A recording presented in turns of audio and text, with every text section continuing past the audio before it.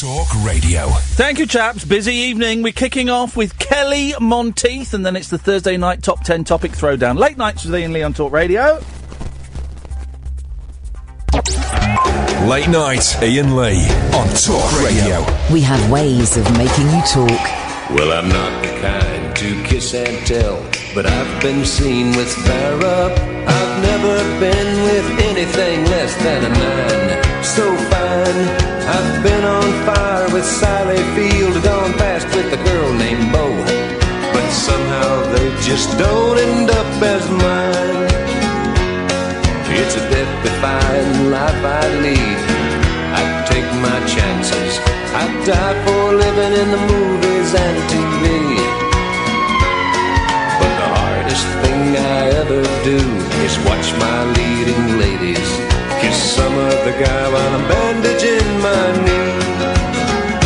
I might fall from a tall building, I might roll a brand new car, 'cause I'm the unknown stuntman that made Redford such a star.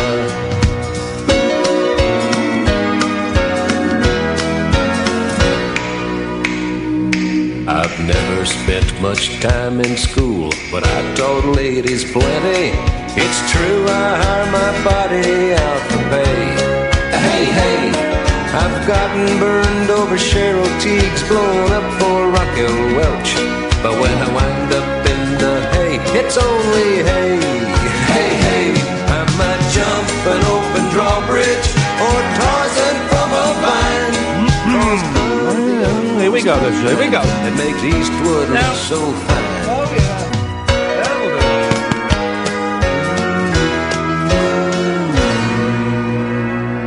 I have the best job in the world.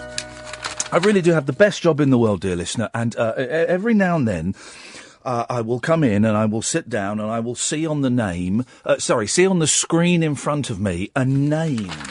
And we've had some good names. We've had Mike Love, the Beach Boys, John Sebastian, and all these names of people that have meant something or mean something to me. On a very deeply personal level. Well, the name of the next person on the screen, I can tell you, dear listener, it's the first television programme we ever recorded using a video recorder in our house. How's about them apples? Ladies and gentlemen, all the way from Santa Monica, California, it's Kelly Monteith. Good evening, Kelly. Hello, how are you? I'm thrilled to be talking to you, sir. How the devil are you? Well, I'm doing good. It's nice to talk with you, and it's interesting to hear that I was the first show that you taped on your VCR. You were. We had we had a Betamax VCR, and we weren't allowed to tell any of the other children about it because my dad it was stolen. Basically, it was stolen property. And the first thing that we recorded, because my sister was a bit older than me and she was a bit more comedy savvy, was your television series. I remember coming down one morning for school and we watched the Kelly Monteith show. That's amazing. You know, I have some Betamax tapes that nobody's got a machine like that anymore. I got some old Betas that I was trying to get transferred, but people look at me like, I might as well have an 8-track or... Mate, honestly, I have literally just today, a very kind listener has sent me in one of those old, the old VHS camcorders that you put on your shoulder and weighed a ton. A listener's just sent me one of those so I can make some home movies. So we are up to date with technology on this show. Kelly, it's such a thrill to talk to you. Here's, for those people who don't remember the Kelly Monteith show, it was kind of groundbreaking. I would say it was a forerunner to, things like the Gary Shandling show and the Larry Sanders show in that, it was a sitcom and you would go about and there was a lot of dating, and I remember an episode with a waterbed, but then suddenly you kind of break the fourth wall and just start talking to the audience. And I remember as a kid thinking that was the craziest thing. How did the series happen? How did you come up with it? Well, it was actually, I had written it to try and sell here, probably about a year or so before I put it on the BBC. And then when I was doing the Des O'Connor show, and the BBC offered me a show, I thought, well, I've got this show. I think they thought I was going to do like a variety show, and have a line of girls and a couple of guest stars. But I had this show that I'd written. I said, well, how about this? And they said, okay, we'll do that. And did anyone? Did basically how it came about? And did anyone raise any eyebrows? Because it feels looking back on it, it was like 10, 15 years ahead of its time. Yeah, I guess it was. I never really thought of it that way, but nobody seemed to be surprised about it at the BBC. The guys I work with, Jim Moyer and Neil Shand, who was my co-writer on there. We never even thought of it as maybe groundbreaking. We just thought, well, we'll just do this. And I was just hoping to God the first one went out that it would work. Because you think, gosh, I don't know, is this going to work or not? So I was so gratified when I got the first laugh from the very first show. On the first laugh, I thought, oh, thank God, okay. How many? As a comedian, you just can't wait to get that first laugh because then you can settle down. You've got that under your belt, and then you're in. And it was, it was well received. Were there 2 series of it? Actually, it was 6. Oh, blimey! Go on. 79 through 84. Wow. For these shows. Wowzers. Yeah. How did you get into comedy, Kelly? I know, because obviously you grew up in America. What were you watching on TV, or what show did you go to where you saw someone being funny and thought, I want that. I want some of that, please? Yeah, there was tons of shows on. I used to watch early television had a lot of old vaudeville comedians, even Bob Hope and Jack Benny and George Burns and Milton Berle, all these people. Yeah. And Sid Caesar, they had all these great shows. And I used to watch them, and my father loved them. He would laugh, and I don't know, he always liked comedy, and I like comedy, and it's just something I always wanted to do for some ungodly reason. I don't know how thrilled they were. Most kids say, I want to be an engineer, or I want to be a doctor. What do you want to be, a comedian? Oh, my God. And what did your parents make of it? Because it's interesting. We've had a lot of, kind of comedians of an age, and their parents fall squarely into 2 categories. The ones that were kind of pushy showbiz mums, and they were constantly driving them to gigs, and the other ones that didn't want their kids to do it and didn't think they were a success until they went and saw them at the Palladium. What camp did your parents fall into? I think in the beginning they thought, oh, yeah, he'll grow out of this. He's not really going to do that. Yeah. But when they got to the point where I was serious about it, then they became very supportive. When I started getting, even though I was working strip clubs, and basically that's what I worked, strip clubs in the very beginning, they were supportive of me. And then when I started doing television, then they got behind me. But they were always very supportive. But I think in the beginning they thought, nah, he's not going to do this. He's just saying that. You didn't take Mum to a strip club, did you? They did come to one. Did they really? I was in. Good for them. Yeah, they did. I was in Dayton, Ohio, and they came to this club that I was working. The Way Out Lounge was the name of the club. Wow. There was a stripper and there was a girl. In those days though, they didn't strip completely naked. They had like what we call pasties covering the breast and a G-string. Basically, that's what they'd strip down to. But there was this one girl that came out and she just shook her boobs back and forth to a drum solo by Cozy Cole. I don't even remember him.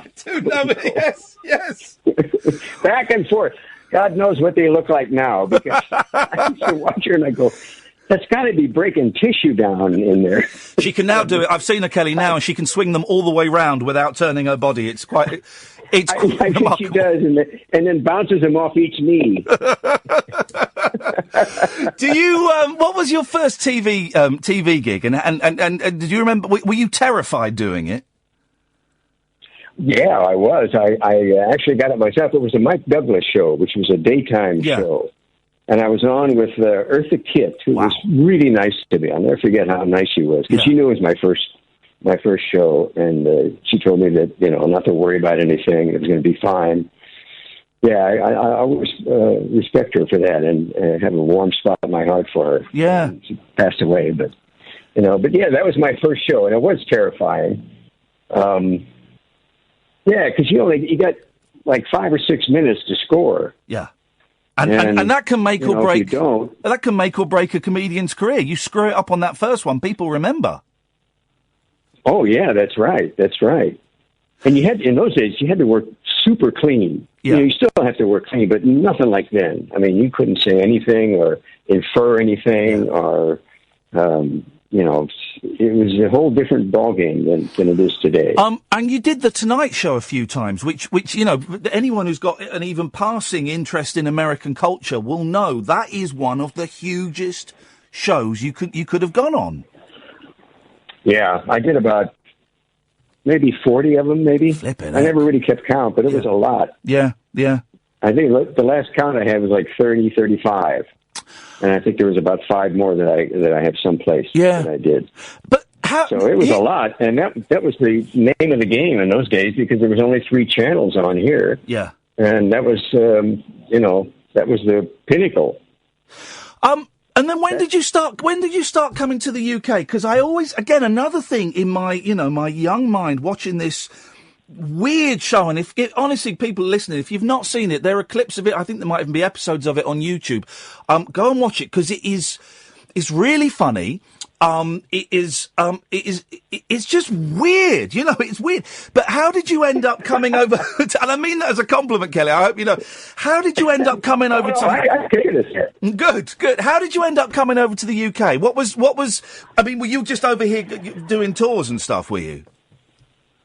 No, I did the Des O'Connor show. Right. I don't know if you remember, like Des O'Connor, when he was on, he started having one American comedian every show. Yeah.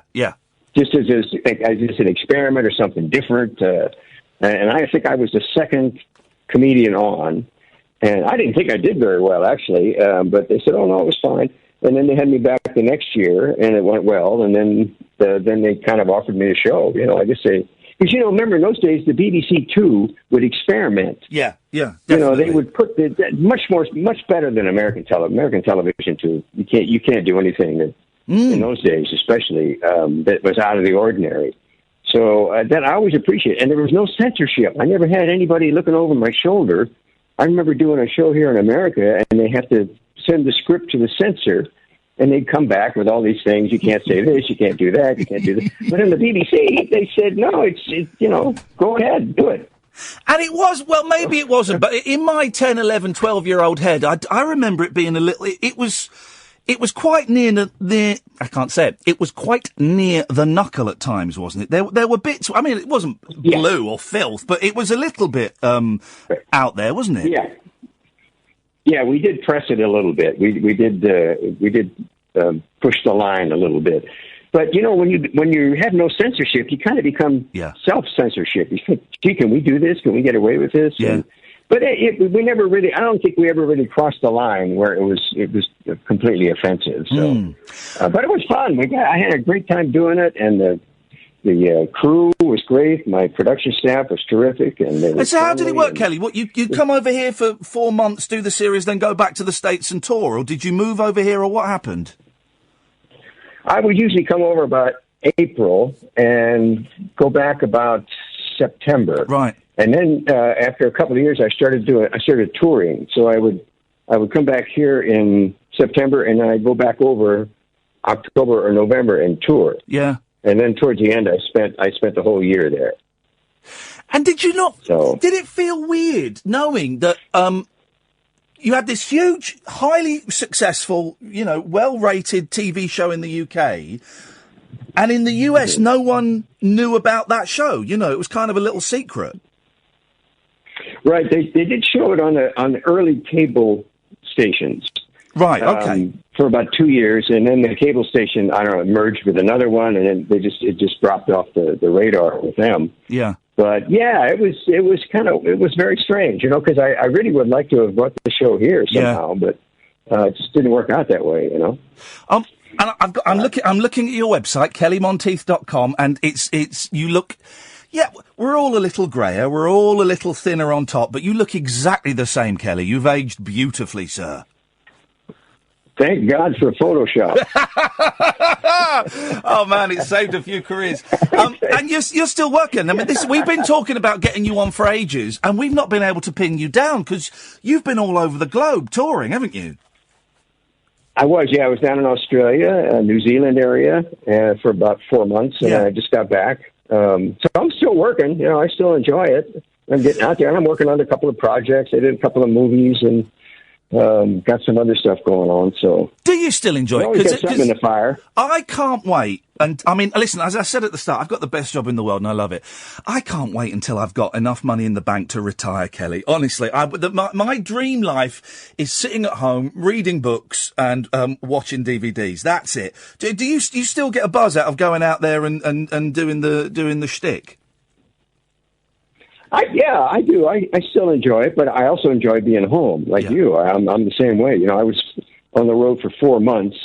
So now I'm back here, and I'll be back here for a while. So I enjoy both. Yeah, you know? Yeah. You know, the travel gets to be a bit of a hassle because it's so much more of a hassle to travel than it used to be. But other than that, once you're on stage, you know, you just go to work, you know, and you just... And as long as they're laughing, I'll keep doing it. It's a line I often tout out, but we had a guest on once, and I forget who it was, and he's a singer, and it was getting on a bit, as most of the people I like are, and he said, I get paid for the travel. I hate the travel. I get paid to travel, and I do the shows for free, and that kind of made sense to me. Do you ever get over here, Kelly? You got any? Do you ever come over here and do any shows? I haven't done any for quite a few years now. I hope to come back over sometime, and I'd love to do a little tour. You know, that would be great, mate. Let's make it happen. Tell me what you need from me, apart from obviously a financial offer, which I can't do.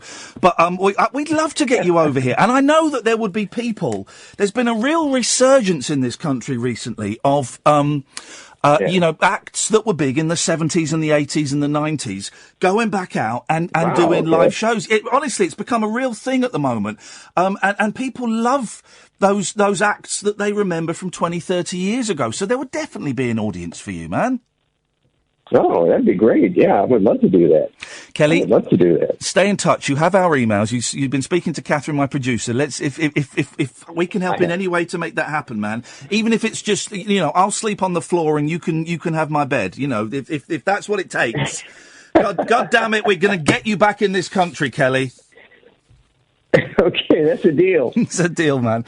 You're on. Listen, it's such a thrill to talk to you. It's kellymonteith.com is the website if you want to go and look at beautiful pictures. I've got to update that. I've got to update that website. It's I just have to update it. It's been a couple of years since I've done anything with it. So, well, update it. Forgive me for the. If you look at it and you go, "Wow, this is old." Man, listen, it's just a pleasure to know that you're out there. And honestly, when I'd said that you were coming on, there were people going, "Who?" But there were no. I'm being honest. I'm not going to lie. But there were more people going, "No, of course, not him, please, God, we've had enough." Yeah, I thought he was dead. No, we've had so many people going, "Oh, fantastic. I used to love it." I tell you what a lot of people said. A lot of people said, "I thought I was the only person that watched that show." So there's like a cult. There's a cult of Kelly Monteith fans out there, Kelly, that are delighted to know that other people watched it. Oh, that's a guilty pleasure. A very guilty pleasure. And I've not had one of those for a long, long time. Kelly, honestly, man. Me neither. It's such a honestly, it's such a thrill to talk to you. I know my sister, who's 3 years older than me and would tape your shows. I know that she's probably listening in New Zealand right now with a big grin on her face. Oh, great. Mate, terrific. Anything we can do to help get you over here, please let us know and we'll see what we can do. I appreciate that, Ian. Thank you so much. Thank you, and thank you for your time, Kelly. Thanks a lot, man. Take care. Oh, great talking with you. Take care. There we go. Ladies and gentlemen, Mr. Kelly Monteith. Wow. I mean, honestly, 12-year-old me is like, oh my God, it's Kelly Monteith. And what a nice man. Of course he was going to be a nice man. But do you think he's going to be an ass? A delightful, delightful gentleman. If there are any comedy promoters out there, any theatre bookers, anybody who's got any sway in this industry we called show, get Kelly Monteith over here. Come on, guys. Email me and we'll put you in touch. Ian@IanLee.com. Hey, it's Thursday night. That means it's the Thursday night Top 10 Topic Throwdown. We got 10 topics for you. 0344 499 1000. Late Nights with Ian Lee on Talk Radio. Late Night, Ian Lee on Talk Radio. We'll get you talking. What a nice man. What a nice man. I'm going to tweet him Just to say thanks, Kelly Monteith, for that fab interview. Everyone, send Kelly some love. Let's get him to the UK. There we go, dear listener. There we go. So, hang on a second. Why the hell is there no music, guys? Because I haven't pressed play. That's right. There we go. Now we press play. So, it's Thursday night. That means it's the Thursday night Top 10 Topic Throwdown. We have 9 topics for you tonight. What? We're a topic shy of the full 10. So, for one night only, dear listener, we are auditioning topics. You phone up. And you say, Iain, I've got a topic for you that may be topic number 10, and then the next person that calls in has to respond to that topic, and we will decide whether the response is good enough to warrant the topic staying, or whether it gets chucked out of the window and we audition another one. I've literally just made that up off the top of my head, but as I say those words, it sounds to me like borderline genius. 0344 499 1000 is the telephone number. I'm going to give you 2. I'm going to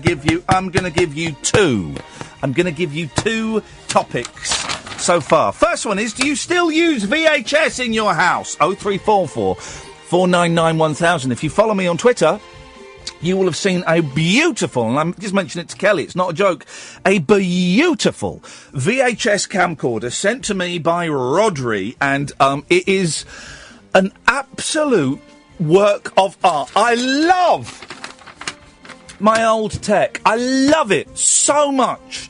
And of course, I never had a VHS camcorder. Me and my mates hired one from Rumbelows for the day to make a film. I've got that video somewhere. I know exactly where it is, in fact. I was using mousse in my hair at the time, that much I remember.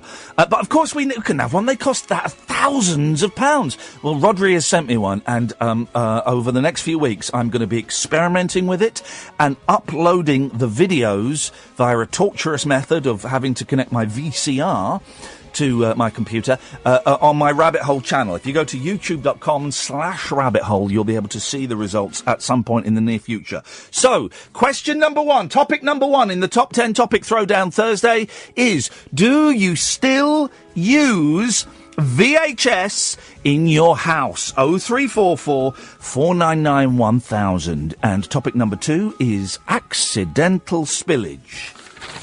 And you can interpret that, as we often do with these things, any way you want. Accidental spillage. Make of that what you will. Maybe you've spilt an ice cream down your top. Maybe. The worst thing is, for gentlemen, is when you go to the toilet and everything is fine, everything is drip free, but then you turn the tap on and the tap fires out an unexpected burst of water. So you get it all down your trousers. So it looks like you've sprayed yourself with urine. And you have to go out and you make a point of going, look, this isn't the tap in there it is an absolute nightmare. 0344 499 1000 is the telephone number if you want to give us a call. Those are your first 2 topics on tonight's Top 10 Topic Throwdown Thursday. Do you still use VHS in your house? And accidental spillage. And because we are 1 topic shy of the 10, we'll be auditioning your topics. If you've got something you think we can throw out there, I mean, ideally, it would have a raised inflection at the end and a question mark. I mean, that's kind of how these things sort of work. You phone in with your topic suggestions, and the next caller has to respond to that. You dig? I'm talking a lot because we've only got 1 caller on the screen so far, and his name is Alan Caddick. Isn't that right, Alan? Now, if you don't want Alan to be the first caller this evening, well, that's on your head, guys.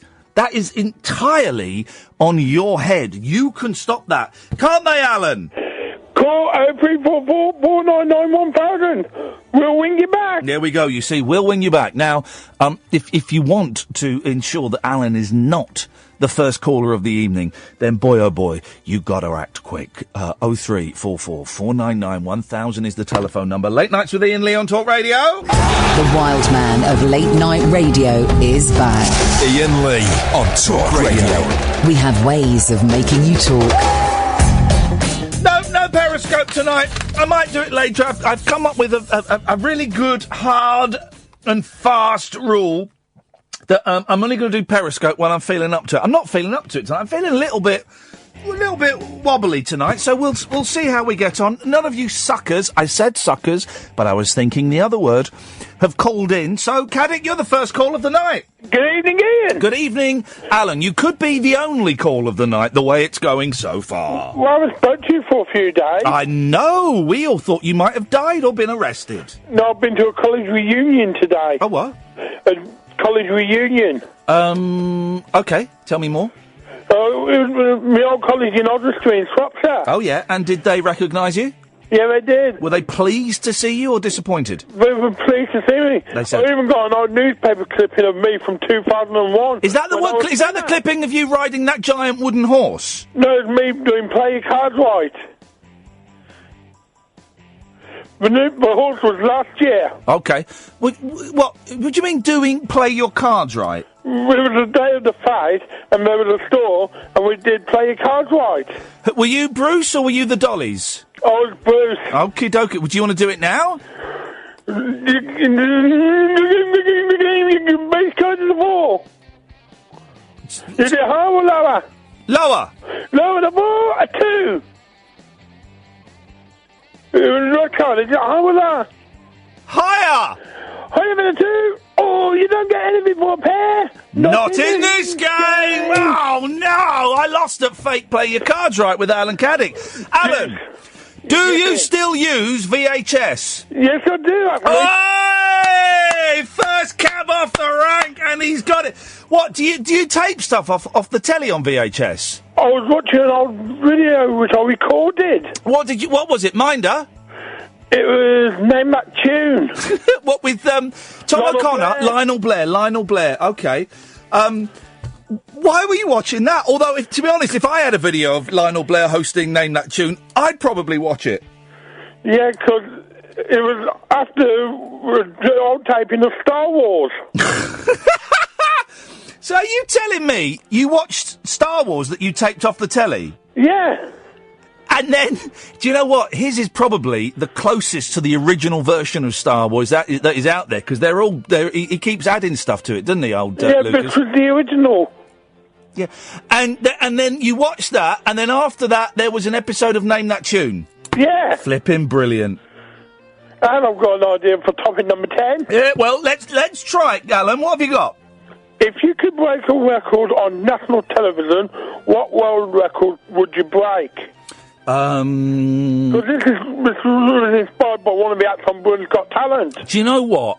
By accident, we ended up watching 26 seconds of Britain's Got Talent tonight. By accident, right? Yeah. Bloody hell, that's awful.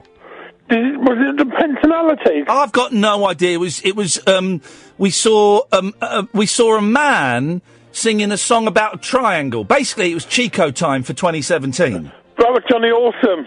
Johnny Bollocks, more like. Language. Sorry. Card. Sorry, I do apologise. It was. Sorry, I shouldn't have said that. That was very naughty. Yellow card. Yellow card. I nearly dumped myself then. It was rubbish. It was just like Chico time. I couldn't stand Chico when he was on the X Factor. Chico was great. I remember once going into a vegetarian restaurant on the Holloway Road, and it was empty apart from Chico. And Chico went, "All right, Ian," and I had the only response to that was, "All right, Chico." I couldn't believe it. It's so natural. Yeah, so natural. It was about 10:15. It was Chico time. Sorry. But yeah, so where is Chico these days? I don't know. He's probably on some obscure RTV2 programme. Alan, thank you very much indeed. And he's gone now. 0344 499 1000. I'm tempted to put down as question 10, where's Chico? But I tell you someone who... Because I don't like any of those programmes. I think they're exploitative, and I think they make fun of people with mental illnesses. If I'm being completely honest and completely straight about it, I do. Hang on, Ian, what about your show? Up yours. But someone who fascinates me is Steve Brookstein. Steve Brookstein, he fascinates me because I've never seen and felt. I've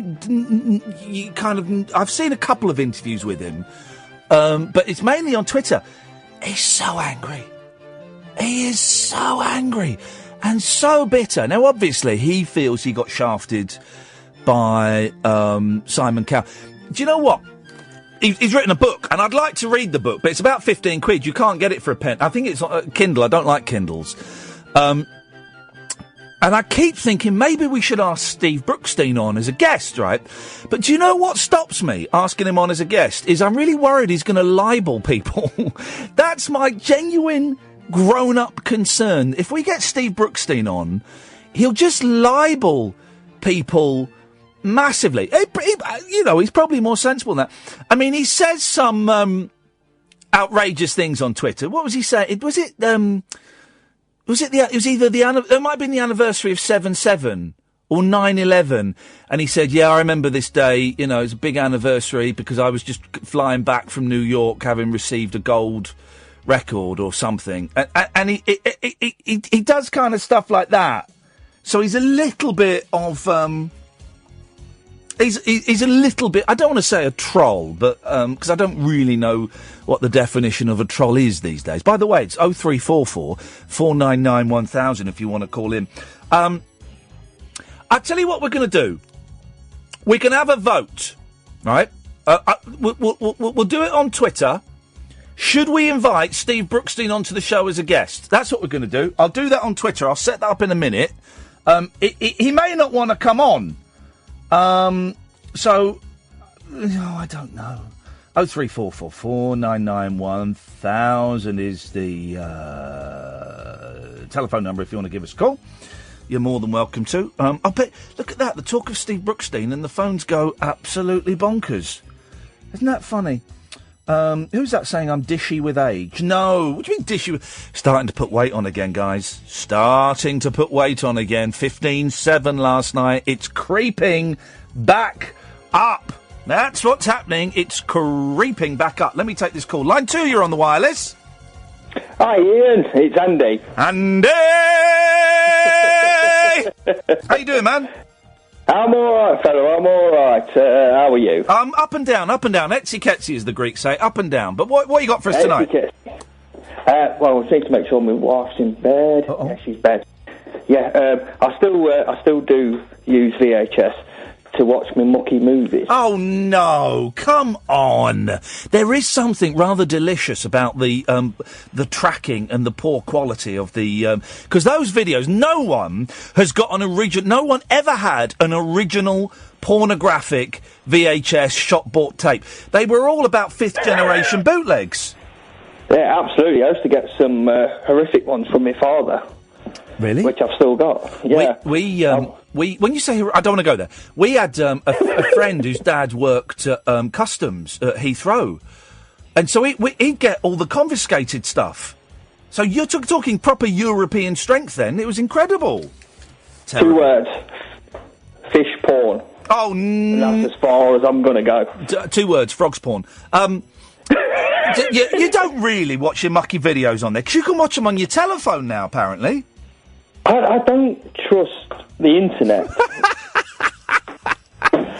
And you don't know who's watching you watching that. All right, here's the question. Where's your stash? It's in my I have to make sure she's definitely in bed. Yeah. It's in my shed. Well, you got it. Is it really in the shed? It is in the shed, yeah. It's next to the weed killer and just behind the lawnmower. Okay. Well, okay, Andy, thank you very much for that. That could be a good question, 10. Where's your stash? And you can interpret that any way you want. 0344 499 1000. I'm going to start a Twitter poll during this break. John, stay there. Come to you after this. Uncut after-hours conversation for the up-all-night generation. Late night Iain Lee on Talk Radio. We have ways of making you talk. Let me just tweet, where's your stash on DAB or www.talkradio.co.uk. 0344 499 1000 is the telephone number. Good evening, John! Is that me? Oh, is that your name? My phone line is really, really rubbish, Ian. Have you got a buzzing on your line, or is it just my end? Just your end. Oh, okay. All right, no worries. How are you? I'm okay. Now, why is it, Mike, can you hear it a little bit? Are you on a landline or a mobile? I'm on a landline. Hit it. Hit the table with it. Really? Yeah. All right, hang on. That better? Is it better for you? No. We'll call you back. Let's go to Paul. Oh, it's that dirty pervert Paul that wants to drink Catherine Boyle's bathwater. Catherine Boyle, I thought it was... Is her surname Boyle? Well, what did you think her surname was? Oh, I didn't actually know. Well, then why are you surprised? Oh, I don't know, because it reminds me of the woman that was on The X Factor that made herself as a singer. Yeah, she looks similar. She was the better-looking sister. Okay, you were talking about VHS videos. Yes, we were. Okay, right, this is true. Today, as an incidental thing, this is true. Today, I watched on a VHS video I have in my room. Yes. On telly. Yes. A VHS video. Yes, you keep saying VHS video. We know. What did you watch? The two things I have on VHS. Stop saying VHS. That are the live recordings. Stop saying recordings. Just tell us what they were. The live videos of Guns N' Roses in Tokyo. Oh, flipping heck. Yes. My VHS recorder is made by Matsui. Oh! And it still works. Oh! And it still works. Yeah, most of them do, because they were built like tanks, those things. Not like DVD players that break down if you sneeze in the same room. The VHS recorders, they are built like tanks. So do you flipping Blu-ray? Yeah, stick your Blu-ray up your jacksie. Okay, can I finally say quickly? Can you finally say quickly? Probably not, but go on. This is true. Okay. You know, we've got the elections coming up. Yes. Okay, right, I hate talking politics, but I've had posted through my front door today. Well, no, hang on a second. Because if you mention one party, then it gets uncomfortable and awkward, and we have to mention all the parties. So don't mention them. Okay, well... Because particularly if it's going to be a really crap joke. No, it's not. This is total truth. I'm speaking the actual truth. All right, go on then. Not made up. Go on then. You can look it up, right? Oh, sure. Can I mention the party? Yeah, go on then. The UKIP party. Right. Yes. Well, you don't say UKIP party. The UKIP. Don't just say that because the P is party. Okay. So you're saying United Kingdom Independence Party. Party. I won't cry at my party. Yeah. Okay. I won't cry at my party. Why did you say that? Because of that. What was the name of that song? It wasn't. I won't cry at my party. Oh, you know what I mean. Anyway. I won't cry at my party. I'll cry if I want to. Yeah. Yeah. Go on then. Okay. Yeah. The thing I had posted. Do you know what I'd listen to on the radio? And I've said this before. I would listen to a show that started at 10 o'clock, right, and was a fella. It would have to be a fella for me because I wouldn't want it to be a woman. That would be pervy. A fella getting ready for bed, and going to the toilet, brushing his teeth, putting his pajamas on, and then falling asleep, and then waking up at about 7 in the morning. I would listen to that, right, and it would be, and I think there'd be a big audience for it. I would also listen to 3 hours of people crying. Not like out of, because they've just seen a murder or something, but just people gently sobbing. I would listen to that. Maybe with laughter. Huh? Maybe with laughter. No. Definitely with sadness or no, not sadness, regret. I'd like to listen to a 3-hour radio show. And I keep pitching these ideas. I keep pitching these ideas to Denny at Talk Radio, and for some reason he's not having them. 3 hours of someone crying with regret and maybe a dash of remorse. Okay, can I please say, because it's important and it's totally true. Go on then. I had a leaflet. Yes, we know. My front door yes, today, we know. You keep repeating yourself.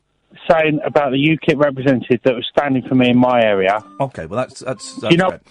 It was just getting boring. 0344 499 1000. Let's try John again. John. Hi. It's your phone.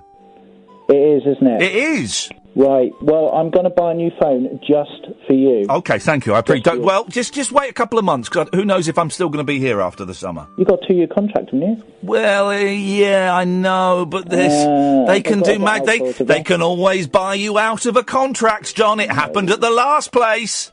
No, that was because you voiced an opinion that they didn't like. Yeah, and they bought me out of my contract. Yeah, but Talk Radio, they like your opinion. They just don't like my numbers. Hey. Anyway, go on. Ian, I'm the Wally that had a conversation with you, well, I say a conversation, a Twitter exchange with you earlier on about a certain Kate Dixie on Hospital Radio. Oh, she got all excited because she thought I'd joined them in Periscope, and I hadn't. You were pretending to be me. No, God, no, I wasn't. You're an imposter, John. I was going on the Periscope rabbit hole, and I come across this Hospital Radio. Yes. And I thought, these guys are really great. And I didn't realise it was Hospital Radio to begin with. Okay. And it kind of had... it was a little bit likened to your show, where it was kind of rubbish. Loose and off the cuff. Oh, loose and off the cuff. Yes. Okay, good, yeah. So I wanted to big up your show. Yes. Because, I lie awake... I was going to say, I lie awake asleep at night. That's beautiful. That's poetry. That could be a John Lennon lyric, though. I lie awake asleep at night, thinking of me. Yeah. Well, you know what I mean. Yes. I'm not even going to correct myself. No! I'm just going to let you know. No! So I was trying to pick up your show to her. Yes. So I don't know how the wires got crossed. Oh. But she does a lovely show. I can't remember the name of the co-host that she does it with. But it's in Watford. John? Yes? Do you fancy this Kate? Oh! Straight in there! Ian, do you know what you've just landed me in? Right? Before I called you, I've asked this Kate Dixie to listen. Yep. So now you've landed me in a massive barrel. John, I've not landed you in anything, mate. All I did was ask a question. Your silence landed you in that barrel. You zipped open the hole in the ground. Yeah, exactly. And you opened it up. I saw a picture of her. She's a very beautiful young lady, and obviously humour is a very seductive, sexy thing, and you've got a little crush on her, and that is fine. I do have a crush on her because she's doing something that is probably very grateful to only a few people. Yep. Tell me about it. It's where a lot of people start their craft, and it was really, really nice to see, observe somebody doing something for the love of it, rather than, getting paid an obscene amount of money like yourself.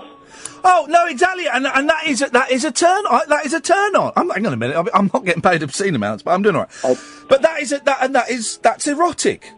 I wouldn't say erotic. You're saying erotic, Ian. You're taking it to another level. Well, no.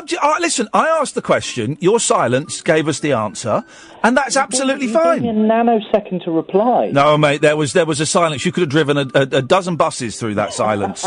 Seriously.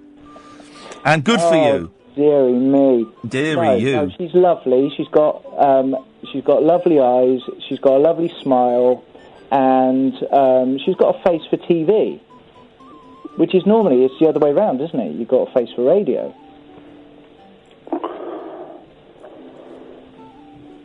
What's going on? No, nothing. I'm just letting you dig. Oh, okay. I'm not that good at digging. You've done a brilliant job so far. Well, listen, I'm glad you put us in touch because she seems like a nice person. And Kate, if you're listening, keep on keeping on. And if you're doing something different and bold in this ridiculous business of show, then I can only wish you the very best of luck. And I will tell you, you'll probably get the sack at some point if you're anything like me. John, thanks for. I know you were spreading the word as well, so thank you, mate. I appreciate it. Spreading the love, Ian. I'm spreading the love. I didn't. Yeah, you said love. I just said word. All in your name. Thank you very much indeed, John. I can hear a buzz on the line. What is that? Who's that? I can hear breathing. Yes, is it me again? Oh, God. What are you doing on again? I will tell you quickly. Okay. The thing I had to leave it up. Yes. Let's go to Paul. Good evening, Paul. Hello, mate. You all right? Okay, thank you, Paul. What you got for us? Overrated albums. Oh, beautiful. Well, we've not technically thrown that one out there, but I'm throwing it out now. Top 10 topic Thursday throwdown. So far we've got, do you still use VHS? Accidental spillage. Here's a bonus question. Where's your stash? And you guys, someone said, is that porn or Haribo? It's anything. Your stash, you interpret that. I've got several meanings in my head. And yes, today is the 50th anniversary of Sgt. Pepper. Can you think of a more overrated album? Paul, what have you got? Anything by the little ginger goblin that is Ed Sheeran. Wowzers, it's harsh. It's pretty full on. It's harsh, it's cruel. I've never listened to an album of his, but I remember years ago when I was on a music station and his first song came out and everyone was going, oh, this song's brilliant, it's brilliant. And it was called, is it called The A-Team or something? I've got no idea. And it was all about a girl taking drugs. And I remember thinking, this is fifth form poetry at its worst. Yep. Honestly, it's like living in Groundhog Day. That man releases an album and I'm Bill Murray back in the film. She played a fiddle in an Irish band. She fell in love with an Englishman. I mean, that's all I know. But the kids, Paul, the kids go wild for him. So I've got kids and they all love him. Isn't that funny? And it's horrendous. Well, I mean, I don't know if I'd say horrendous. The little bits I've heard, I don't like them. God, I'm mellowing with my old age, aren't I? I don't like them, but I mean, it's like Muzak. It's like elevator music. It's kind of bland. I wouldn't say I hate it. Wouldn't say it's awful. It's just kind of bland. You see, if we're in the car and I put on some kind of hardcore Norwegian death metal, the kids aren't into it. How old are your kids? They're 10 and 8. Well, then that age you should still be able to manipulate them and make them like the stuff that you like. Well, I try and put the face paint on them. I try and dress them all up in studs and leather, but they ain't having it. They're just listening to the Ginger Goblin. Kiss were playing this week. You'd probably laugh at Kiss, wouldn't you? I would what, sorry, for Kiss? You'd laugh at Kiss. No, Kiss are all right. Kiss. Anyone who can sell a coffin with their brand on is all right. It's true, isn't it? Kiss caskets. It is. They're early 70s Kiss. I love it, love it, love it. It's just so ridiculous and wonderful and over the top. That's ridiculous. Have you ever seen them play live? Yeah, mate, many, many times, including a couple of secret gigs at small venues, because that's the kind of guy I am. Mr. Fancy Pants. Yeah, but there's another topic for you, dear listener. Have you ever been to see a huge band play a secret gig at a small venue? Blur always did it a lot, and Blur would they would list a gig under the name that they were called before they were called Blur, and it was something like Frobisher or Not Kiss. No, what was Blur called before they were Blur? Frobisher, no idea. Blair, Manson, Tony Blair Band. Paul, listen, thank you for that. Hugo Peters would know, wouldn't you, Hugo? What were Blur called before they were Blur? Freud, Fish. I have no idea. They were called. What was it? Don't anyone Google it. I'm trying to work it out. They were called Flim Flam. Oh, Hugo Peters, I thought you'd know. No, I've got no idea. I don't even know who Blur are. Where do you keep your stash? What stash are you talking about? Depends what stash you mean. I have no idea. Okay. I have no idea what you're talking about. What have you called in for, Hugo Peters? The reason I'm calling is to do with baths. What? Baths. Baths, sorry. Yes. Sorry, you're laughing at the way that I pronounced. Yes, I like putting the R's in baths. Well, last night I phoned up and we were talking about baths, and I remembered that there is a Harry Nilsson song called Bath. Is that an elephant having a slash in the background? No, I'm just running a bath. Please don't. Are you naked? No, I'm wearing, a robe. Do you get... Here's another phone in, 0344 499 1000. When you run a bath, are you naked or are you clothed? I can't get naked until the very last minute, because otherwise I feel stupid, just hanging around naked. Well, I like to get in my bath normally, but whilst I'm speaking to you... Yes. I like to run it whilst I'm in it. Okay, I like to draw a bath, but anyway. Let's not go through that again. Anyway, so Harry Nilsson had a song called Bath. Yes. That was about his trip to meet a lady of the night, I believe, and in the morning having to have a bath after Sexual intercourse. And money had changed hands. Yes. Is that true? Very grubby scenario. Yes, exactly. Yes. Anyway, I've got a VCR tape with Midnight Cowboy on it. Yes. And after it finished, there was a PIF, a public information film. Yes. Which was about somebody not lagging their pipes correctly and went away on holiday, and when they came back, the whole place had flooded. Blimey. Was that Harry Nilsson? Nothing to do with Harry. No. And then there was the actual close down, which I used to find very satisfying. You know, oh, for God's sake! What? No, the got close into down you? of telly, very satisfying. Yes. Okay. And the national anthem, and then I have no idea. Now I know what you're talking about, but I don't know how we got there from you running a bath.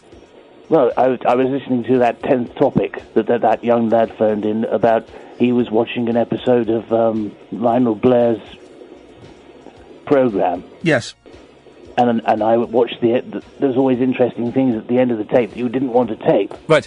Okay, I'm going to cut you off now. You're the pervert. Okay. Oh, sweet Lord. I've got no idea what's going on tonight. Hassan, stay there. We'll come to you after the news. Blur, they're called like Frobisher or Flim Flam or something. And they'd always play Philo. They would always play secret gigs.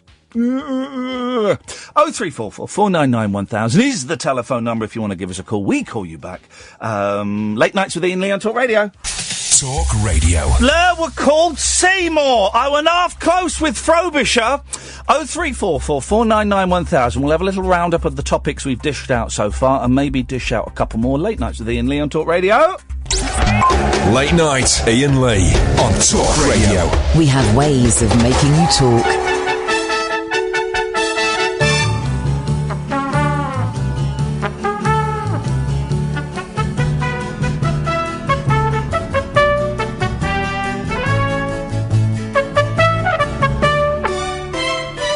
Well, it's a thing of great beauty. It's the Thursday night top 10 topic throwdown. We do it every Thursday. We only started last week as a joke, and now it's real.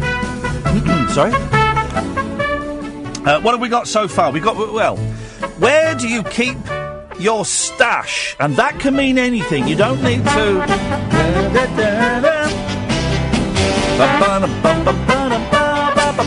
You don't have to go into detail as to what your stash is. I just want to know where you keep it. 0344 499 1000. He's got them on the run. When you run a bath, are you clothed or are you naked? 0344 499 1000. Do you still use VHS? If we can find somebody who actually set a video recorder this week to tape something off the telly. Accidental spillage and it was dropped into the mix. Overrated albums on the 50th anniversary of Sgt. Pepper's Lonely Hearts Club Band. Is there a duller album?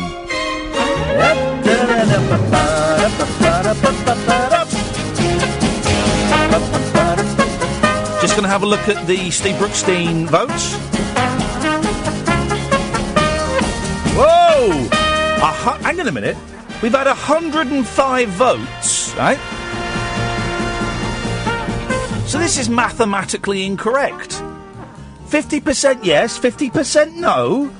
After 105 votes? That's outrageous maths, Twitter.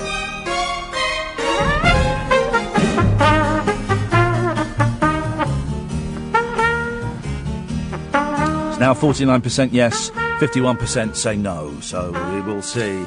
0344 499 1000. You are, of course, entitled to call in about absolutely anything you want as well. We're not one of these shows where, if I can just bring you back to the topic that we're asking you, if I could just bring you back to the question, we're not one of those shows at all. You can call in about anything you want. 0344 499 1000. Janet, stay there, come to you in a second. Hassan, you're up first. Good evening, Hassan. Good evening, Ian. Long time. How are you? Well, I almost said long time no see. Of course, you are visually impaired, but I know that you wouldn't have been offended by it. No, I wouldn't. No. Okay. That was blindingly obvious. There we go, ladies and gentlemen. Thank you very much indeed. Yes. Right. I've been listening to your podcast. Just been busy with work and what have you. I don't want an excuse, Hassan. I want results. I want results. I know. Numbers are falling. Well, hopefully I'll be listening in more. Iain, I have to ask before I go into my topics, is Keith a real bloke? Keith, Sport Video Keith? Yeah, his nephew. Yeah. Yeah. He's 100% real. He sent me a video which I've posted on YouTube of Harry fast running. He's 100% real. I've got to listen to that video because I sat down the Northern Line just killing myself. Well, as long as it's just yourself you're killing. Fast. Yeah. No, Keith is real. Keith hasn't phoned in for a while, but he does listen, and he texts in, quite often he texts in abuse, or disappointment.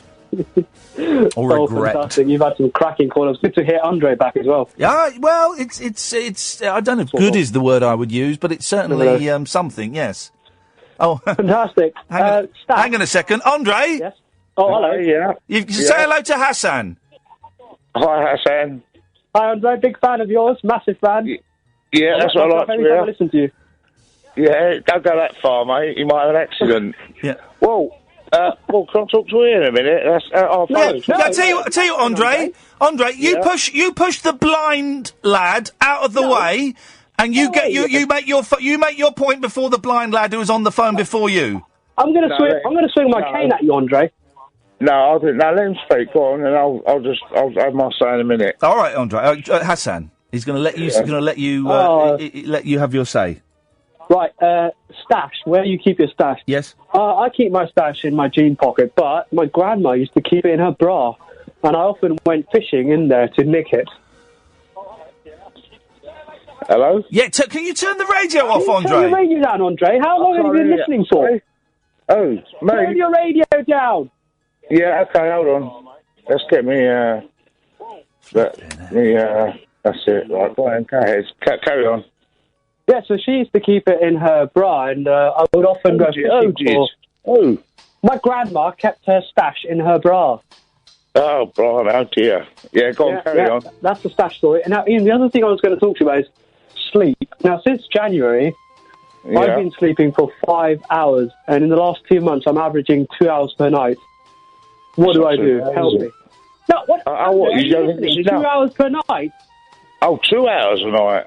Yes. Oh, you'd probably suggest I drink more. Yeah, relax a bit.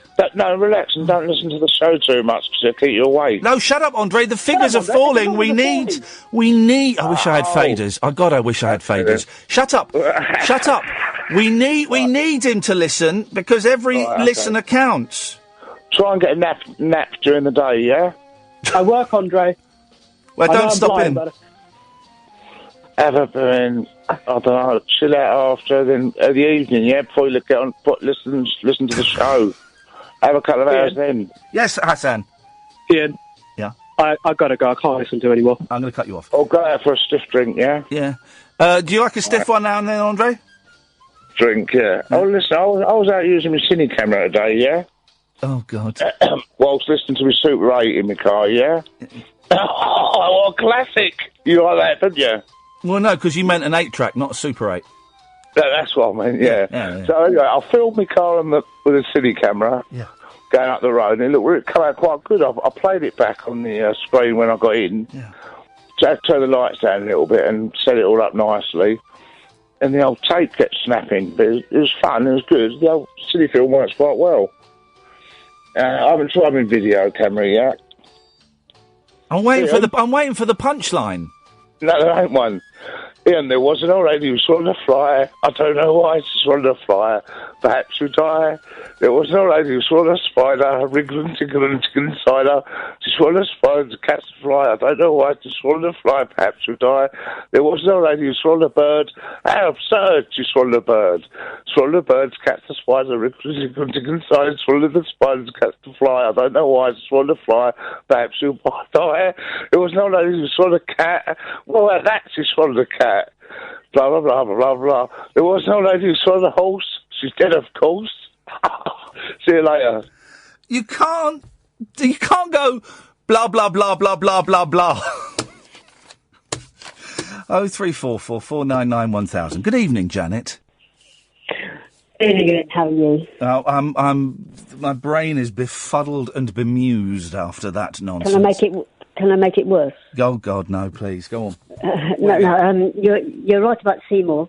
Seymour, yeah, that was Blur. And they quite often were famous for doing secret gigs in like 200, 300, 400 seater venues, and would advertise it as Seymour, wouldn't they? They would, and before they actually became Blur, they were playing at the Town and Country Club, the Bull and Gate in Kentish Town in the late 80s. Well, the Bull and Gate's gone now. Can you believe that? Yeah, they've got rid of my it. My band used to play there as well. I've played there in a band, yeah. Yeah, well, it was a dodgy venue, but do you remember Tim Beast? John Fat Beast. John Fat Beast? No, I don't remember John Fat Beast. He used to be the manager for Carter and the Unstoppable Sex Machine. Oh, Carter, yes. I've seen them a couple of times at the old Trout in Windsor. Yeah. He used to run a club night called the Time Box. Yeah. Every Tuesday or Wednesday night at the Bull and Gate. And I saw another band there called On a Friday. You know who they became? No, go on. Radiohead. Did they really? And were they any cop or were they rubbish? They were a bit angsty. Yeah. They haven't changed. Yeah, I never really bought... I liked the Bends, and I liked the Paranoid Android song, but I never really bought into the mythology of Radiohead, and I kind of wish I did, because it would be kind of cool to like a band that is so different from everyone else, but I never really got into them. Yeah, I mean, they were quite intense. I mean, Tom York was very intense on the stage, and he used to berate the audience left, right and centre, whereas Seymour or Blur, as they are now, they were just pissed. Yeah, that pretty much sums them up. Janet, thank you very much for that. We can do that. There's another topic as well, dear listener. Bands you saw before they became famous. 0344 499 1000, and it's always a delight to do.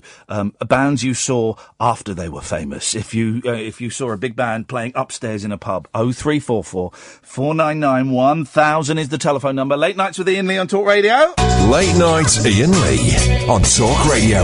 We have ways of making you talk.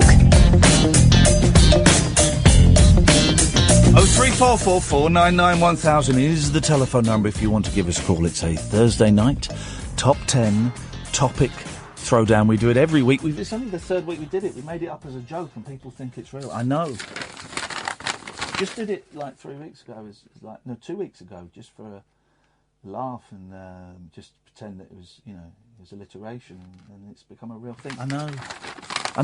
What can I do? Yes, Janet. We don't normally allow double bubble, but go on.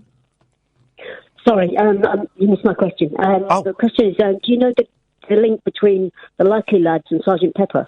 The link between... Oh, this is a good question. The link between the Likely Lads and Sergeant Pepper. That is a good question. Let me... the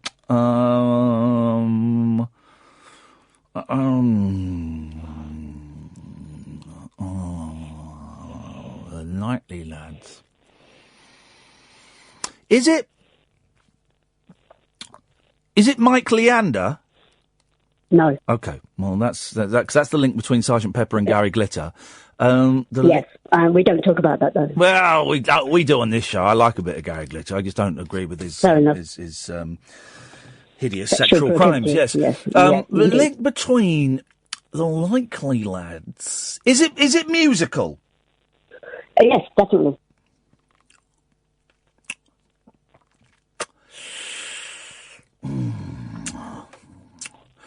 Go on, I don't know, I'll give up. Rodney Bewes. Yes. He played, not Terry, the other one. The miserable one. The miserable middle class one. Yeah. He made a single in 1967 called Meter Maid. And it was based on Rita, lovely Rita from Sergeant Pepper. No, he did no such thing. Yes, he did. And if you want, I can send you the MP3 of it. Hang on a minute. We have got... don't you worry about that. We have got... Well, if you can find it. We have got technology here. If you can find it in your Gram library, then play it. There we go. Hang on a second. Hang on a second. Hang on, I've got to stop that playing, yeah. Okay. So this is side 1, Dear Mother, Love Albert, and we're going to go to side 2. Here we go. Here we go. This is Rodney Bewes and his song Meter Maid. That's the one. Meter Maid met the lollipop man. She knew right away when the Meter Maid met the lollipop man. The kids were left to play. When the lollipop man met the Meter Maid, he knew right away. When the lollipop man met the Meter Maid, here's what he said. Lovely Rita, Meter Maid. Oh, Janet! I've never heard that before. I've just nicked that and sent that to Danny Baker because he'll love that. I have never heard that before, Janet. That is brilliant.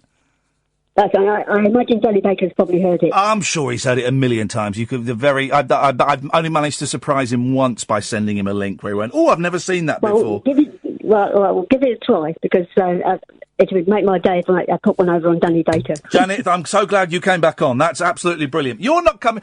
It's. We don't allow double bubble. Okay, you mentioned the old Trout and bands before they became famous. Yeah, I know, but you've been on. I saw the band Green Day at the old Trout before they became famous. Hang on, Andre. Andre and Paul. You've both been on. Don't matter, I'll go again. No, you won't. You don't get... Right, turn your radio off. Yeah, now listen, right, so I was doing a bit of gardening, actually. Oh, for God's sake, you've both been on! Well... Did you hear what I said? Well, I was gardening. My name is David Brewer, mate. And in the lush undergrowth of Essex, it was wonderful. I was digging up all the dirt and mud, and it was beautiful. And I planted... He sounds like David Bellamy. In the lush undergrowth, and it was really wonderful and lovely. Who am I speaking to anyway? I think it's Paul you've got through to. Sorry? I think Ian's given up. I can't hear. It's Paul. Oh, Paul, all right, mate, how you going? Yeah, I'm all right, yeah, we spoke the other night, yeah. How's your Bond movie knowledge going?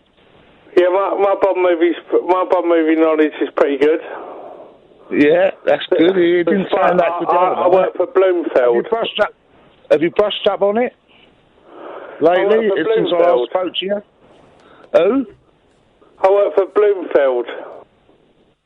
What's that? Blue Films, did you say?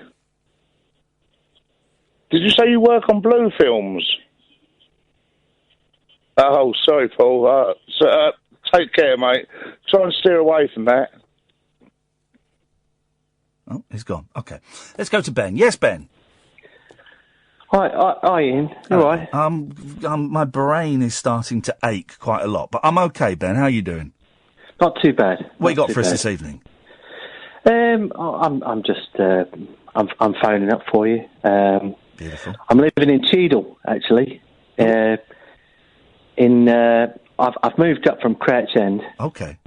And I'm living in Cheadle. Where's Cheadle? Cheadle sounds like a made-up place. No. It's not a proper it's a proper place. It's a my old dear. She moved in. She was born in Crouch End. Yeah.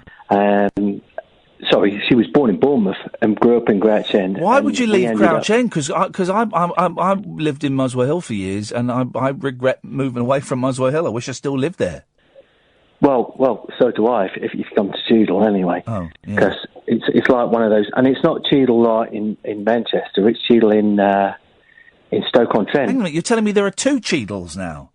Exactly. Yeah. I didn't even know there were any Cheadles 60 seconds ago. No, it's two Cheadles. Two Cheadles. It's a little bit like that Radiohead video. That one where he's got his head. The head is filling up with water. No. The one where they're burning the witch. I don't know. At the end. I don't. I've got. Did they legalise LSD today or something? I haven't got a clue. I wish I had a fader. I haven't got a clue what anyone's talking about tonight. No. Anyway, yes. I'm digressing. Okay. No, I'm from Cheadle.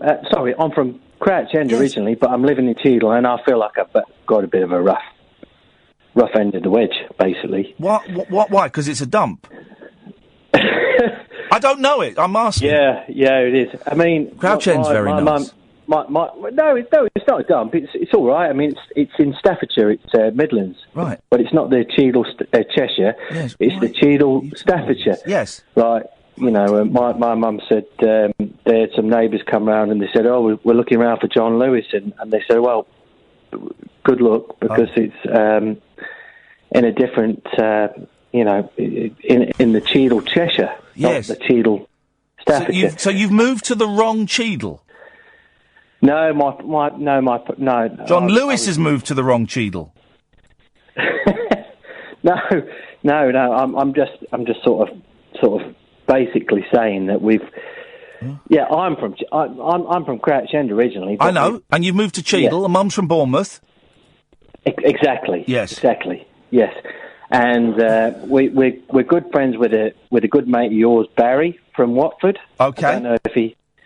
And we're going to go and see him in Sheffield, so it's a little bit closer for us to sort of. So you've moved to Cheadle just so you can see Barry from Watford in Sheffield. I'm so confused. Is anyone else confused by it? I am so confused by this.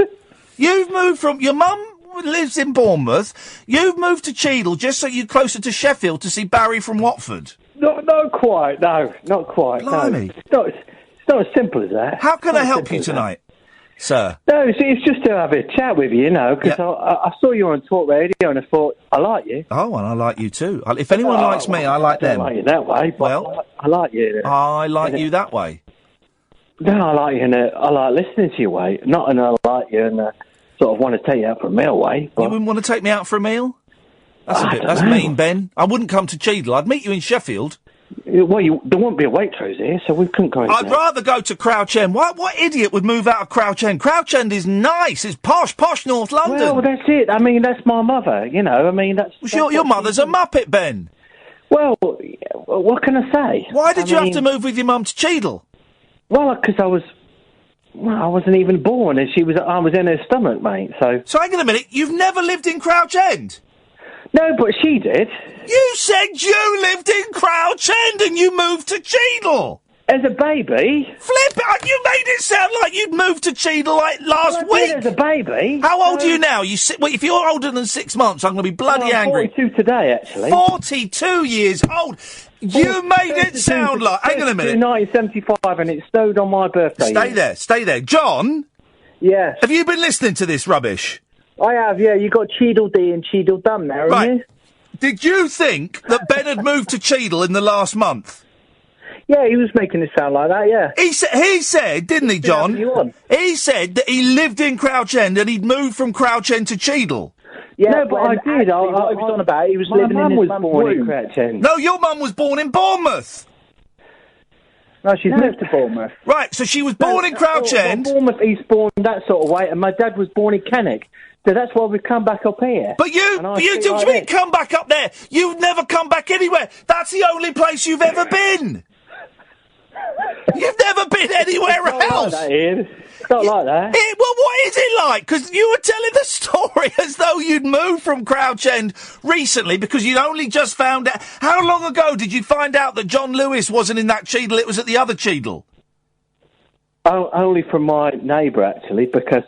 But my parents moved from their property. I know.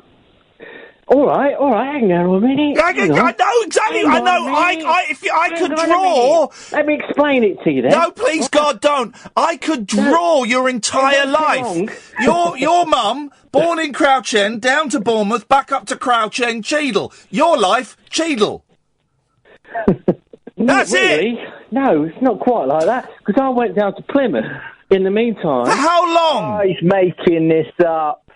No, I'm not making this up. You're making this up. Plymouth in 1991 from Stoke-on-Trent. No, I'm not making this up at all. No. How long were you in Plymouth for? Today. Sorry? How long were you in Plymouth for?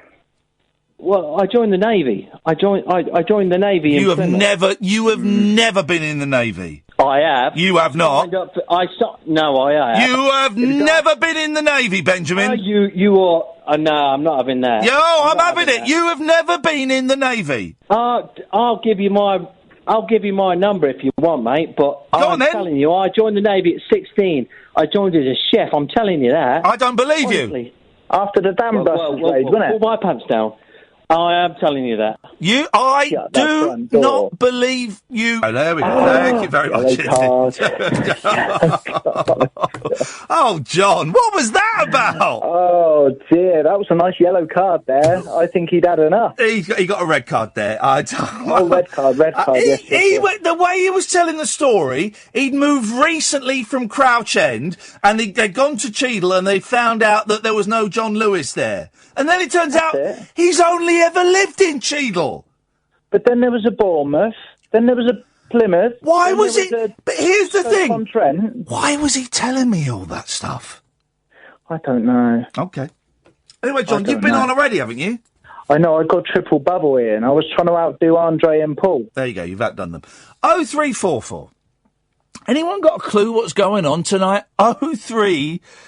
The last couple of shows, it's been very, very queer. Very queer. I got picked up on Twitter the other day for saying how queer. We don't use that word anymore. I don't mean, I'm not being homophobic. You've been homophobic. No, I'm not. When I say how queer, you know what I'm doing, don't you? It's a Harry Enfield character, isn't it? I don't remember what character it was. It was an old guy. How queer. It was Harry Enfield. I'm sure it was. 03444991000. No, it wasn't Catherine Tate. There was a Harry Enfield one. I'm sure there was. Anyway, it doesn't matter. I'm not saying it to be homophobic. I'm homophobic in much more, in much subtler ways than that. You won't be able to pin that on me. 03444991000. I think what we need this evening, is the first 90 minutes of the show have been very, very frantic and have been very hectic and have made absolutely zero sense to me. I don't know what faders would help. I hate to keep going on about it, but it would help because everyone's talking over each other. I did ask, have they legalised LSD today? Because it is a very psychedelic show in as much as I've got no idea what is going on. It's the top 10 Topic Thursday Throwdown. We've got about 16 topics on this list now. What we'll do is we'll go to an ad break. When we come, we've got no calls lined up, so now is a really good time to call. But just hold off the calls for a minute, right? Just don't phone if you phone during the ad break, or if you phone before I say you can phone in now, we're not going to answer the calls. Okay, so don't. Only when I say you can phone in. That's when you can phone in, but I haven't said it yet. Okay, so have a break, come back, I'll set up the stall again, tell you what we're talking about, and then I will open the phone lines. All right? Got it? Good. Late night, Iain Lee on Talk Radio. We'll get you talking. Right, don't phone in yet. Here we go. Oh, Paul, why does Paul start sending abusive emails? Where does that go on? Is it because is it wine night at Paul's house? Paul, who we give he's sexually explicit to my producer. We give him way more time than most people think. Iain,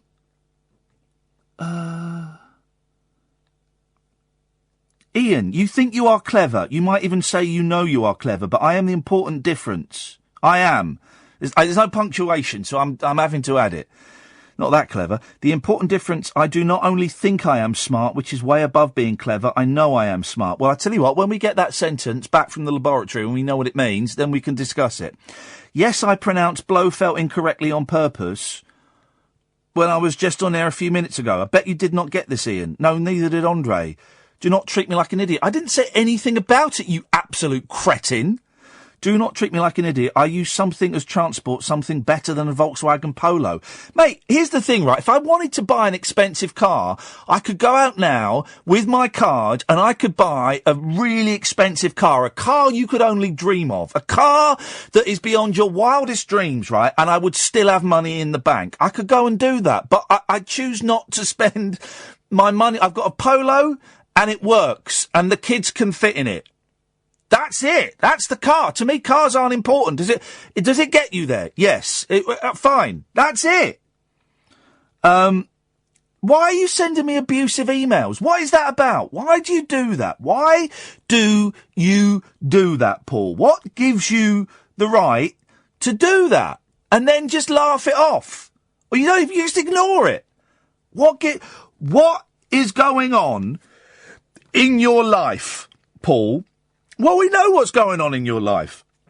You're probably angry because you're missing your kids. You're probably frustrated because, I don't, there's all of this stuff going on. Here's the thing, Paul. Don't take it out on me. Don't take out your frustration about not being able to see your kid on me, right?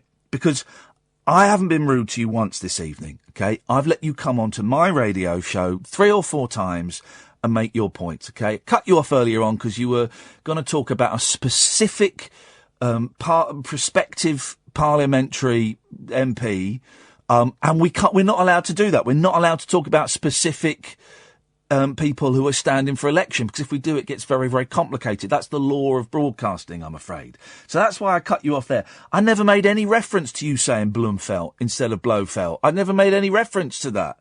So this kind of hatred, you're making it up yourself, mate. What you're doing is you're projecting, you're turning the hatred that you've got for yourself, and you're thinking it's coming from me. It's not coming from me. But what is coming from me is you. I'm sick to the back teeth of you coming on, having your fun, and then sending me abusive emails. I'm sick of it, mate. Absolutely sick of it. So stop it. All right? Good. So, Thursday night, top 10 topic throwdown. Let's have a look at the topic. And from tonight is single bubble. Single bubble. No double, no triple, none of that. Single bubble. And if it means we don't get any more calls, then so be it. So be it. So, the top 10 Thursday topic throwdown that we've got so far. Where do you keep your stash? And you can, stash can mean anything. Your drugs, it can mean your booze, it can mean your porn, it can mean your cash, it can mean, you talk to him and see what he wants. No, go on, well, if you want to. I would never force you to do something like that, because I know he's been sexually inappropriate to you in recent days. Ed, would you mind taking a call from Paul, please? But if he's sexually explicit to you, then we'll report him. Where do you keep your stash? 0344. I feel like I'm telling off naughty kids tonight. It is like I'm having to tell off a load of naughty children this evening. Behave yourselves. I had some very complex business meetings today. You wouldn't understand them. I was at the park with my kids, right? I was at the park with my kids, and I had to sort out their squabbles because I had to swing them around, and one wanted to go on something first, and I bought them lollies, but I bought the wrong lolly, so then I had to go and buy another and sorting out the squabbles between a 5-year-old and a 7-year-old are much easier than sorting out the arguments with you lot. Tonight, really, I can't believe I'm telling people off. Oh, man alive. Can't believe I'm telling people off. So, here are the topics. Where do you keep your stash? 0344 499 1000. When you run a bath, are you naked, or do you get naked at the very, very last minute? I don't like being naked in my house. I do not like it. Clothes, please. Do you still use VHS? 0344 499 1000. Accidental spillage. Overrated albums. Oh, and here's one. Your tips for keeping cool, please, if you'd be so kind. You can call in now, by the way, 0344 499 1000. Your tips for keeping cool, because it is hot, man. It is hot. It's normally, in the past, I would say it is too hot, and I'm trying to avoid that. I'm trying to make myself enjoy the heat. I couldn't enjoy the heat today. Oh, that's my neck, because I had a terrible headache when I was sat out in the park. But how do you keep cool? 0344 499 1000. Katia's on the line. Good evening. Have I got to tell you off, Katia? Why? I don't know. Why did you start the sentence with that? Well, I don't. Have you been listening to the show? I have. Then you'll know why. Oh, well, at what time time. Not the whole thing. Oh. I went out to feed the cat. Oh. Sorry. I've had to tell off a lot of callers tonight. Okay. And I don't want to tell you off. Don't tell me off. No. Well, don't be naughty. I'm not going to be naughty, no. Don't be naughty. Can you help me? I need to pronounce an... It sounds like you're in an English lesson, and this is the... Hello, can you help me? Hello there. Hello there, dear boy. Can we pronounce... Say dear boy again.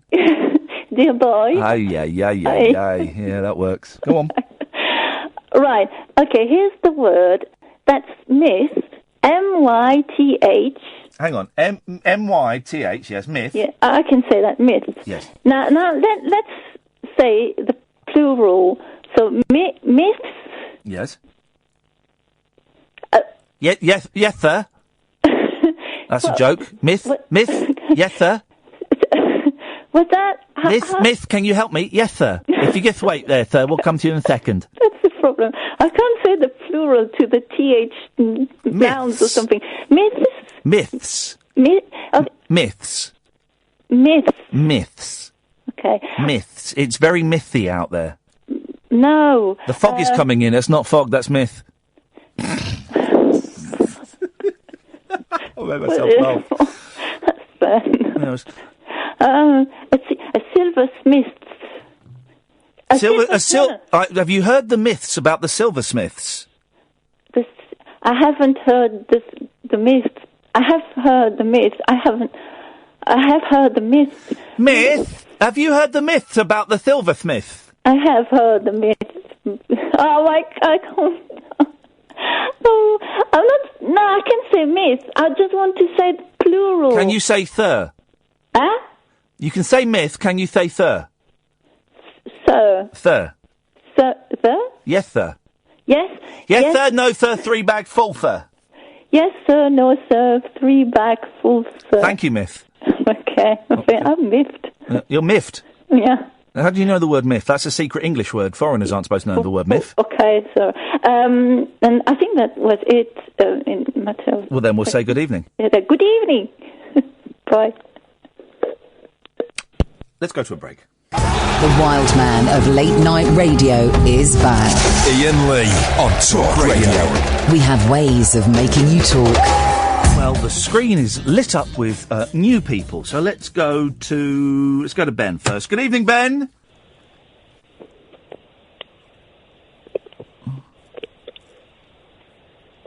Hey, Ben.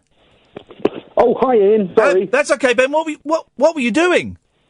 Technical problems. What are the technical problems? I'm currently using 2 phones, and I get a bit confused what service I get from each one. Hang on, why are you... What, you're using 2 phones this very second? No. Okay. Just upgrade. Okay. Okay, that's not cleared up anything, but let's not dwell on it. I suspect you may be a murderer. Ben, what have you got for us this evening? Little pleasures. Yeah, we go. You've been reading my list that I posted online. We haven't got to that yet, but I'm more than happy to dive into it. My little pleasure this week, and I mentioned it yesterday, was paying £13 to have my car cleaned, and my car is clean, and the children got in the car today, and I said, boys, do not touch anything. I don't want any dirty fingerprints. We went to the park. I don't want any sand in my car. I do not touch anything. And they were so terrified they didn't, which was wonderful. Little pleasures. What small things work for you, Ben? Well, I'm a bit of an inventor, and I like to invent things to help mankind. Oh, beautiful. Can I ask you a question? Oh, hang on. Is that the answer? The little thing that pleasures you is inventing things. Well, what have you invented? Quite a few things, but let me ask you a question. What's the best thing in the world? That is okay. The best thing in the world is, I'm gonna say, Mario Kart on the Nintendo Switch. That's very close, but no. Oh. It's tea. Okay. Let me ask you a second question. Okay. What's the worst thing in the world? Coffee. Nope. Iced tea. cold tea. Yeah, I was right. I got a point. I got one of Ben's questions right. So what have you invented, Anyway. Ben? Hot tea? Because that's been around for a while, I think, buddy. I'm trying to perfect a gadget that alerts you when you've forgotten that you've made a nice cup of tea. Here we go. The number of times we've looked down and gone, the number of times you sat there, I fancy a cup of tea. You look down and you go, oh, no, I made one 20 minutes ago and it's gone cold. Happens all the time. All the time. I don't subscribe to the microwave theory of, let's just reheat it up. That's wrong. Okay, go on. So tell me this invention. How does it work? Where can we buy it? Okay, it's got variable temperature activation. The old VTA, as we call it in the inventing Absolutely. business, yes? So it will only alert you when the tea is at an optimal drinking temperature. Yep. Now, I've kind of got it working, but it's variable success so far. Okay. I think partly the rectal thermometer has put a lot of people off. Okay, so you're okay. So you have to insert the thermometer into your own anus. No, I've just duct taped it to the side of a normal mug. Okay, I see what you've done there. Okay. It's a prototype. It's a prototype. Well, you can sterilise. You can. I would happily have. I'm assuming you've got sterilisation equipment. I've got a hot tap. There we go, ladies and gentlemen. Ben, thank you very much, the inventor. That's what makes Britain great. Ian's on the line. Good evening, Ian. Good evening, Ian. How are you? I'm very well, thank you very much indeed, Ian. It's 11:45. It is Thursday evening as we approach Friday morning. What delights can you bring to this carnival of carnage? Going back to Sgt. Pepper and 50th anniversary. Terrible record, isn't it? There was an even better record being recorded at the same time at Abbey Road in Studio 3. Please, continue. Can you name it? No. Piper at the Gates of Dawn. Oh, for God's sake, man. I thought you were going to say something sensible. Like what? Well, I don't know. Anything. Well, the Pink Floyd... Yes, okay, when Barrett was in them, there was something going on, and See Emily Play is and that's what I'm saying. Yeah, See Emily Play is a delightful pop song, and Arnold Lane has its moments, but the rest of it is utter... What is it, Interstellar Overdrive? Geez, that song's awful. It was very self-indulgent, but you must admit something as ridiculous as Bike sounds great even now. No, it doesn't. Piper at the Gates of Dawn sounds... it sounds very flat. Well, they had the same engineer as they had Jeff Emerick, the same engineer as the Beatles. Yep. Makes you wonder what went wrong there. Well, yeah. Well, it doesn't make me wonder. It just makes me wonder nothing. It was a terrible record. Well, that's your opinion, obviously. No, it's fact. It's borne out in fact. We must disagree on that one then. Well, we can't disagree on facts, Ian. Let's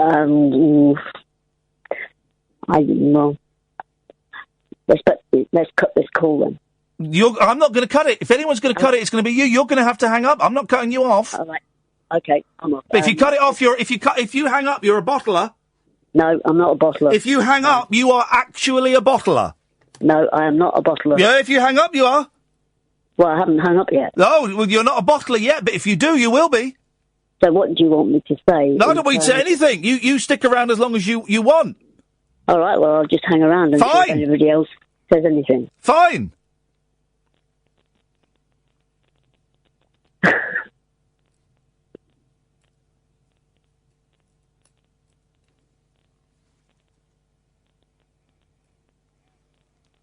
You still there? Yes. Okay, not a bottler yet then.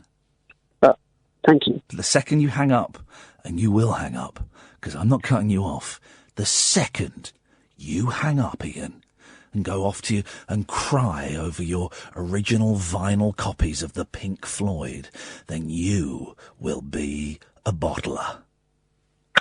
And I won't. Yes, you will. No, I won't. Oh, yes, you will. Because I'm on a work phone. Right. So work are happy with you using their phone late at night, are they?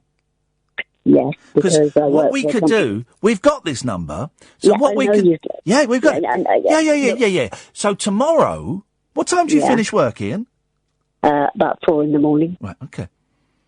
So tomorrow we can phone up work on this phone, can't we? Of course you can. Yeah. And we'll phone them up, about 9 o'clock in the morning? Yeah, you can do that. I won't answer. Gonna do it. No. But work will answer. No, I will answer. So you will answer? Yeah. So you're saying you will have hung up by then? What a bottler. What a bottler.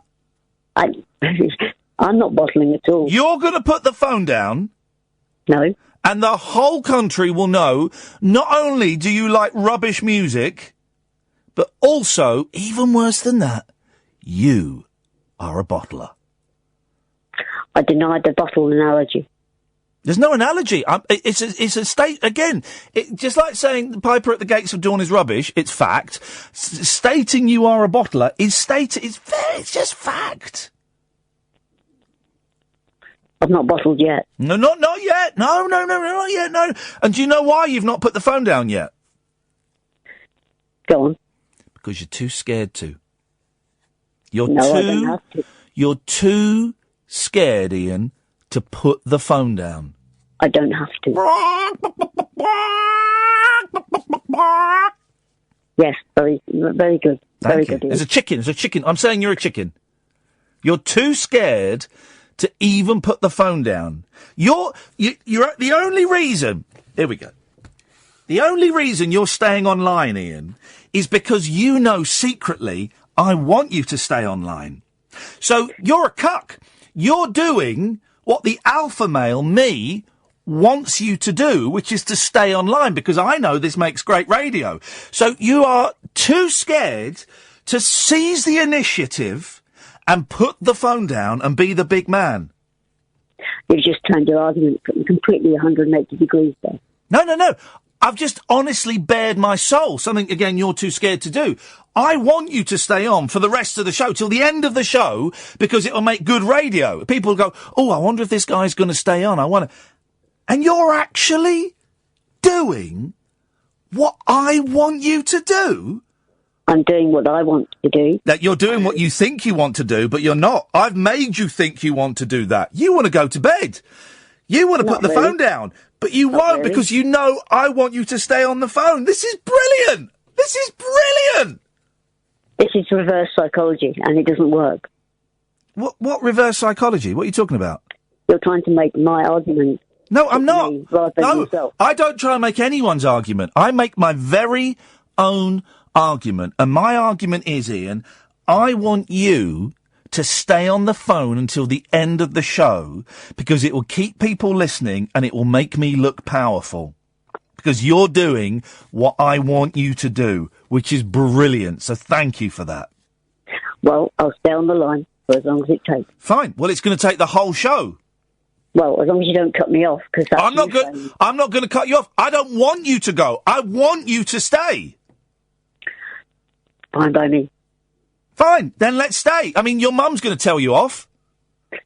My mum's dead. It's a bit late for that. Well, you wait until you get to the other side. I know for a fact that my nan, when I die, she's got a whole list of stuff she's going to... The first 500 years of me being in heaven is going to be my nan telling me off. And everybody else, I assume. Well, not everybody else. I mean, I don't think that everyone in heaven's going to tell me off. But yes, there will be a long list of people. And do you know what your mum's going to say? Your mum is going to say, why didn't you put the phone down, boy? She's not from Jamaica. Is she not? I was just taking a punt there. That was an absolute punt, and I got it wrong. Fair play. What is your job, Iain? Is it selling puppy fowls? I wish. There's good money in that. Very good money in selling puppy fowls. Very good. What I do is I rip off large companies. Tell me about that. That sounds fascinating. Well, I rip off large companies by essentially giving them rubbish advice. Okay. I can't believe you're actually going to stay on for the whole show like I wanted you to. This is brilliant. Well, if you've got nobody else on the line... I've got loads. Got Sheila and I've got Alan. Oh, bring them on. No. Bring them on. No. It's just me and you, buddy. And you give this advice late at night, do you? Say you finish at 4 o'clock?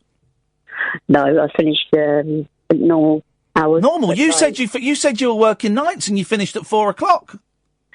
Well, if I have to, then I do. You do? OK. And what companies call you late at night for advice? Is it puppy fowl farmers? No, it's not. No? It's cock slaughterers. Cock slaughterers? Did you say cock slaughterers? No, fox slaughterers. Fox slaughterers. They're far more humane. Fox slaughterers Yeah. phone you up late at night for advice and you lie to them. And that's the only time you can get them. And that you consider fox slaughterers to be big business?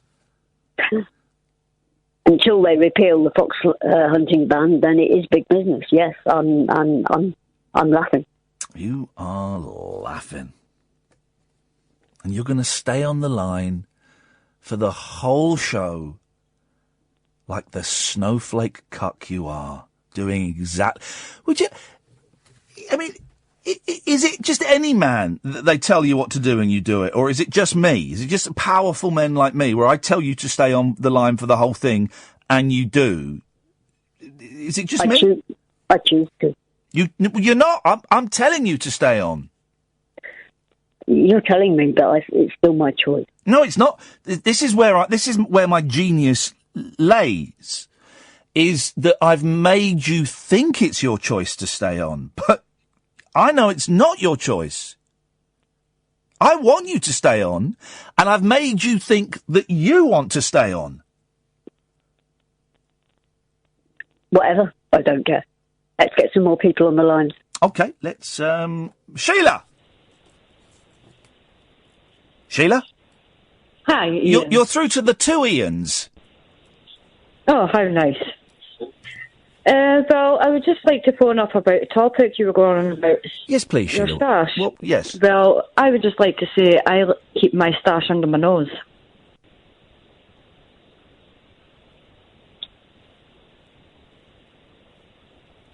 And I hide it with concealer. Thank you very much indeed for calling, Sheila. I'm literally losing the will to live here tonight. I've got no idea what's going on. When did they start phoning up with gags? Alan! Hiya. Please tell me you haven't got a gag. No, nothing like that. You're through to the two Ians. Hi. Right. Ian, say hi to Alan. Hello, Alan. Thank you. Hi, Ian. That's exactly what I tell him to do. He's my little B1TCH. There we go. He likes to think. What I want to talk about is motorway services. Motorway services? Yes. Right, I'll tell you what we're going to do, because we're going to go... Hang on a minute, because we're going to go to a break, and it sounds like a very involved conversation. Ian, can you do me a favour? Which Ian? Me or you? Well, can you stay online throughout the news, and then come back after the news? I think so. It does exactly whatever I tell him. This is delicious. Oh, we're going to have fun with Ian in the next hour. 0344 499 1000 is the telephone number. It's the two Ians with me, Ian, and... Ian. We'll be speaking to Alan, not Caddick, after the news about motorway service stations, and we shall be... Please don't phone up with gags. I mean, that is my only thing. Do not call up with gags, OK? 0344 499 1000 is the telephone number. If you want to give us a call, it's the two Ians on Talk Radio. Late night, Iain Lee on Talk Radio. We have ways of making you talk. So far, do you want me to ask Steve Brookstein on the show as a guest? 43% say yes, 57% say no. You're listening to the two Ians on Talk Radio with me, Ian, and... Ian. Ian's my little bitch and will do whatever I tell him to do. He is a mindless drone, and I have asked him, I've not asked him, I've told him to stay on the phone for the rest of the show, despite the fact that he should be very busy taking calls from, who is it again? A large company. That slaughter foxes? Yes. And you advise them, that you advise this large fox slaughtering company on how best to slaughter foxes? Indeed. Do they slaughter puppy fowls? That's on the business plan. Have you ever have your services ever been required by a gentleman by the name of Farmer John? Giles, yes. John, no. John is far too common. Okay. What was Farmer John's wife called? Do you remember? Farmer Jane, I think. There we go. Okay. 0344 499 1000. Ian's doing exactly as I tell him. He's whispering so his mum don't hear, but he is staying on the line for the entire show. Now, Nicola, I'll come to you in a bit. Dan, I'll come to you in a bit. Alan, you were going to tell me and Ian about motorway service stations. Yeah. Away you go. But I don't understand how we just put up with it. I mean... Put up with what? Well, if you get diesel or petrol, you're talking about 116, aren't you? Yes. It's a normal station. Oh, I will never buy petrol at a service station, a motorway service station. Never. But listen. And then if you go like into that tip end of Scotland or maybe up the lakes, they'll charge maybe about 5 or 6 pence more, which you can understand. Yeah. But for years and years, it is 30 pence more in a service station. Now, they say because it's the tip end of Scotland, obviously a truck's got to go all the way up there and drop it off. Yeah. And there's not many customers. So you can understand that. Yeah. But a service station's on a motorway. Yeah, and their argument is, it's difficult to get to. No, it's not. You're going up that way anyway. You're going up there. Yeah. I know. We don't get angry. Nobody just, we don't go there because we know it's... The last time, I must admit, about 2 or 3 months ago, I misjudged my journey and I had to stop at a motorway service station to get some petrol. I only put a tenner in because I thought, I am not filling up my tank. You won't get the light off for the tenner. You won't get the light off. It doesn't happen. But then you fill your tank, you're actually putting £15 more. Yeah. And it's flipping heck. They'll get off the refinery, they'll probably go 10 mile and they drop it off. Don't have a thrombo, Alan. Yeah, well, it's a nightmare. You buy a bottle of water, £2.50 for 80 pence. For breakfast, you get them in a pub for £3, and you're paying £12 in the crap. Well, but we never say anything. Nobody mourns about it. What the hell's going on? Well, we can start a campaign. Sorry, Ian. He does have a point. He does have a point. He does have a point. What would you like to say, Ian, to Alan about his point? I think he's right that motorway services do rip you off something chronic. Where's the money go? Where's it go? Well, who gets it? Yeah. Why do we put up with it? Why don't we nationalise them and charge a normal thing? You go to France, and it's a couple of pence more. It's now... It's not a bad idea. Everyone just calm down. Ian, what are you driving these days? Just a standard Ford Focus. Nothing special. Yeah. And how many miles are you doing? None. No miles? Well, because I work in central London, so I don't drive. Okay, you don't drive in central London. Okay. Where are your offices for this fox slaughtering advice business? They're in Kensington. Okay. Alan, I totally agree with you. I mean, at the most, I will go and buy a cup of coffee and a packet of minstrels in there. But they do. I mean, even the coffee is about 50 pence more. It is a rip-off, but people seem quite happy to pay for it. Well, I don't think anybody's happy about the moan about it. Yeah. But they don't do anything about it. The politicians are privatising this, that and the other. Mm-hmm. But motorway services just seem to have crawled under their... I wonder if... Because you go in there and quite often they've got a Burger King or a McDonald's or a Smith's or sometimes... That's normally about £3 more for the meal. You know, which isn't too bad when you see what the charge is. Well, I still don't quite understand, Alan, why... a Big Mac is 50p more in a service station than it is... Well, it's ridiculous. And yes, I agree. If you go to the town centre one, they've got to do 20 mile an hour all the way through the town to drop the crap off. Yeah. But they're just in cruise control all the way to the service station, and they drop shed loads off.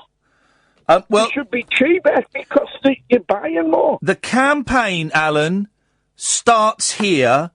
We'll come up with a snappy title, but it's Make Our Service Stations Fair. That's MOSF. That's not a good... We'll come up with a good one and we'll start a campaign, Alan. Good, you do that. Thank you, mate. I mean, I've only got 11 pence a mile from the Inland Revenue, and I'm travelling up all the time. Okay. 11 pence a mile is no good. No, I'm going to cut you off now because you're getting dull. But Okay, it's called Moss Side. It's make our service stations share in distributed environments. Moss Side. But what does that mean, though, Ian? Make our service stations share in. Well, hang on. Service stations. That's. You got the S there. Make our Moss Side. Make our service stations serviceable. No, sorry, serviceable in social environments. Serviceable in social environment. That's Moss size. Yes. Moss size? Sorry, in distributed environments. But I don't know what that means. Well, that means, essentially, what it means is that... Make our service stations, Moss, stop hitting it today. Well, no. The H is hitting... doesn't work. Okay. Well, you keep thinking of that while we go to Nicola. Good evening, Nicola.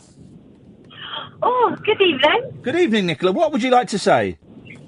I'll tell you what it is. I'll give you a bit of background. I travel on an easy-day flight every single week to come down to see my partner. I come from Scotland down to Oxfordshire. Okay. And I always, usually I land in Luton. So this evening, for the first time in my life, not this flight, right, I'm waffling now. Yes, you are. I'm waffling, I am, sorry. So, I'm guessing they gave you a few free wines. No, they never actually. Maybe they should have. Yes. My seat number was 24. Yes. So I got on at the back of the plane. So when I got on at the back of the plane, the first, when you put your hand luggage up above your seat. Yes. I just put it in the first one, which was number, 27 or 28. You just put it wherever you can find a space these days, don't you? There seems to be no rules on the hand luggage. Right, that was my question. Because when I got off the plane, a couple were very happy, and they said to me, "Is that your bag?" And I said, "Yes." And they said, "But you weren't sitting there." And I said, "Well, I didn't realise, as you said, there was rules to where my baggage should go." So, I was wondering if your, listeners could clear that up for Well, hang a minute. Was it... Well, because at the back of the plane, they have, there's, emergency stuff in the hand luggage, isn't there? But just in one of the lockers. Yeah. But as you go down, they're just normal lockers. So I put my case in it, like everybody else did. But obviously I wasn't sitting at number 27, I was sitting at number 24. But why could you... So what was in number 24, then, that you couldn't put your hand luggage in it? Nothing. I got on at the back of the plane, so I've seen the first locker. Oh, well, hang on a minute. If there was room in 24, then you should have put it in... Why would I walk past 27, 26, 25 to put it in 24? Because you're sat in 24. Well, I seen a space available on 27, and I thought... But there was a space. What is going on? There was a space in 24, though. But I didn't know there was a space. But the staff sometimes take those. Hang on, Nicola. Ian wants a word. Ian? Oh, no doubt. Sometimes the staff take the available lockers in the aircraft. Yeah, but Ian, she was saying that above her seat in 24 there was room. So surely, Ian, she should have put that in the one there. Well, I agree with that, yes. I mean, sorry, Nicola. If there's no room, if the one above you is full, then yes, you kind of have to go wherever, and it gets a bit crazy. How would I know if 24 had room in it? I was at 27. How many people were on the plane at that point? Not a lot. I was kind of near the front of the queue. There's your answer then, Nicola. If it's not a lot, they're not going to have filled it up, you pudding. Well, as you said, I might have had a couple of glasses of wine. My bag was heavy, and I thought, you know what? You just kidding me. Nicola, you've landed. Let go of the stress. I'm glad you've called in. I'm glad you found the show. I need a glass of wine. Go to your boyfriend and drink the wine, get drunk, and make mad, passionate love to him. Take care, Nicola. Bye-bye. Thank you. There we go. I mean, Ian, surely if the hand luggage area above your head is free, then that's exactly where your hand luggage should go. That's technically true. When was the last time you were on a plane, Iain? 2 weeks ago. Where did you go? Edinburgh. How long for? A day. What did you do up there? Work. There's lots of foxes up there. Yeah, okay. Dan, stay there. Another Alan. It's the night of the Allens. We'll come to you in a second. Iain, would you like to throw over into the break? Yes, of course. Go on then. I'd just like to say that it's been a pleasure talking to you, and I'm going to hang on till you finish. I assume it's 1 o'clock, and I'll just hang around and take any questions that anyone wants. But I'm not your bitch. Uncut after-hours conversation for the up all-night generation. Late night Iain Lee on Talk Radio. We have ways of making you talk. If you follow me on SoundCloud, I don't know how you do that, but I've just uploaded Andre from Basildon singing There Was an Old Lady. You're listening to the two Ians with me. Iain? Yeah, hello. And? Let's do that again. You're listening to the two Ians with me, Iain Lee, and... Me, Iain. With me, Iain Lee, and... Me, Iain. No surname? No, that'll do for now. That'll do for now. Okay. Your mum is going to kill you. You know that, don't you? Your mum... Mum is already dead. You can't do anything about that. Okay. No, I can't do anything about that. But if the adult that is living in your house with you is going to kill you. I am the adult in my house. Remind me how old you are, Iain? 49. Sorry? 49. 49. And what year were you born? 1974. 1974? And that makes you 49, does it? Well, ish. Ish. It's funny because it's 50 years since Sergeant Pepper, and that was 1967, and I was born in 1973, a year before you, and yet I'm younger than you. And your point is? Let's go to Dan. Good evening, Dan. Hello. Dan, you're through to the two Ians. Good, yeah. I spoke to you just the other day. It was a good conversation. It was all right, yeah. We were having that shower versus bath conversation. Was having what? The shower versus bath conversation. Okay, yeah, it was a good conversation, was it? A conversation between two people, words exchanged after the conversation. Now, the thing is... I know what a conversation is. You remember it as being... Hang on, Dan. Yeah, I know. Dan, what is the name of this show? The show is called The Two Ians, all right? So just back off... Radio. There he's gone. Right, Dan, you can come back. The show isn't called Talk Radio. The show is called The Two Ians, okay? I don't remember the conversation, but I tell you what, young man, and Iain, I don't know if you agree with me or not, I don't like his attitude.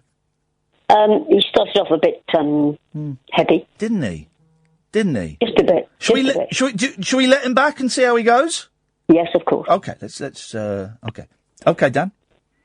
Thank you for letting me back and not being a bottler. Hang on a second. Now, Iain, did you detect a bit of a cob on there? Slight arsey tone from Dan. There was a certain degree of, let's say, passive aggressiveness. Yeah, or passive aggression. Let's give him another try. Dan. No, it's direct aggressiveness. It was direct aggressiveness. No one knows the word aggression. Because if you want to incline that... Okay.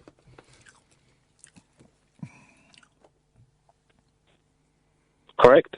I don't know, Dan. I didn't hear what you were saying because I'd moved you onto a line where we couldn't hear you because... Well, that's not very good. What's the... He's the mix master. I'm the mix master. No, it's called bottling it because you're putting me some... No, it's not called bottling it. It's called waiting for you to grow some manners, Dan. We can't hear you. Don't know if you're speaking. We don't know if you're silent. Just... some manners. That's all it takes, Dan. Manners. Let's try. Okay, Dan. Let's try again. Can you? Because your calls are recorded. Excuse me? And you called me a muppet yesterday. Okay, Dan. What have you called in for this evening, Dan? Now, can you apologise for yesterday if you're going to talk about manners? I'm not... You called me a muppet. I apologise, Dan, for calling you a muppet yesterday, when I should have called you something far stronger, it would appear. What, like a bitch that you called Iain? Yeah. Alright, so you're going to apologise to him? That's between me and Iain, Dan. What have you called in for this evening, Dan? No, you're talking about manners. Yes, and you have not displayed any so far this evening. Oh, you can't really expect somebody to display something to you when you don't display it in the first place. Respect has to be earned, Daniel. Yes. And you So haven't, you have to haven't actually earned provide it. You it. haven't... You have to provide it to others. Okay, he's moving away again. I don't know what is going on. Wish I had faders. I understand what he's saying. Yeah, of and, course you do. Of course you do. Yes, of course. Yeah. And I don't demand or ask for any respect. You are earning my respect. Well, that's just maybe. But I think you should at least give Adam a bit of airtime. Well, his name's Dan. I want to know what he's called in for tonight. I don't want to talk about yesterday when I called him a muppet, and obviously I was right to call him a muppet because he is the biggest muppet I think I've spoken to in ages. But I want to know what he's called in for tonight. Should we give him another go? Iain? Yes. Okay. Yes, you do. Okay. If you were right to call me a muppet yesterday, why did you apologise? That's hypocritical. Okay, Dan. What have you called in for this evening? All right, so I'll just relax. Now, the question thing I wanted to talk about really is the ideology of this Big Bang Theory. Yeah, do you believe in it? What do you take the Big Bang Theory to mean? Well, I know what it means. The Big Bang Theory is essentially an energetic mass that went beyond its gravity due to nuclear fission and then caused an explosion, which every single particle has its own gravity, and then caused each particle to attract toward themselves, creating planetary and celestial objects. What do you mean it to be?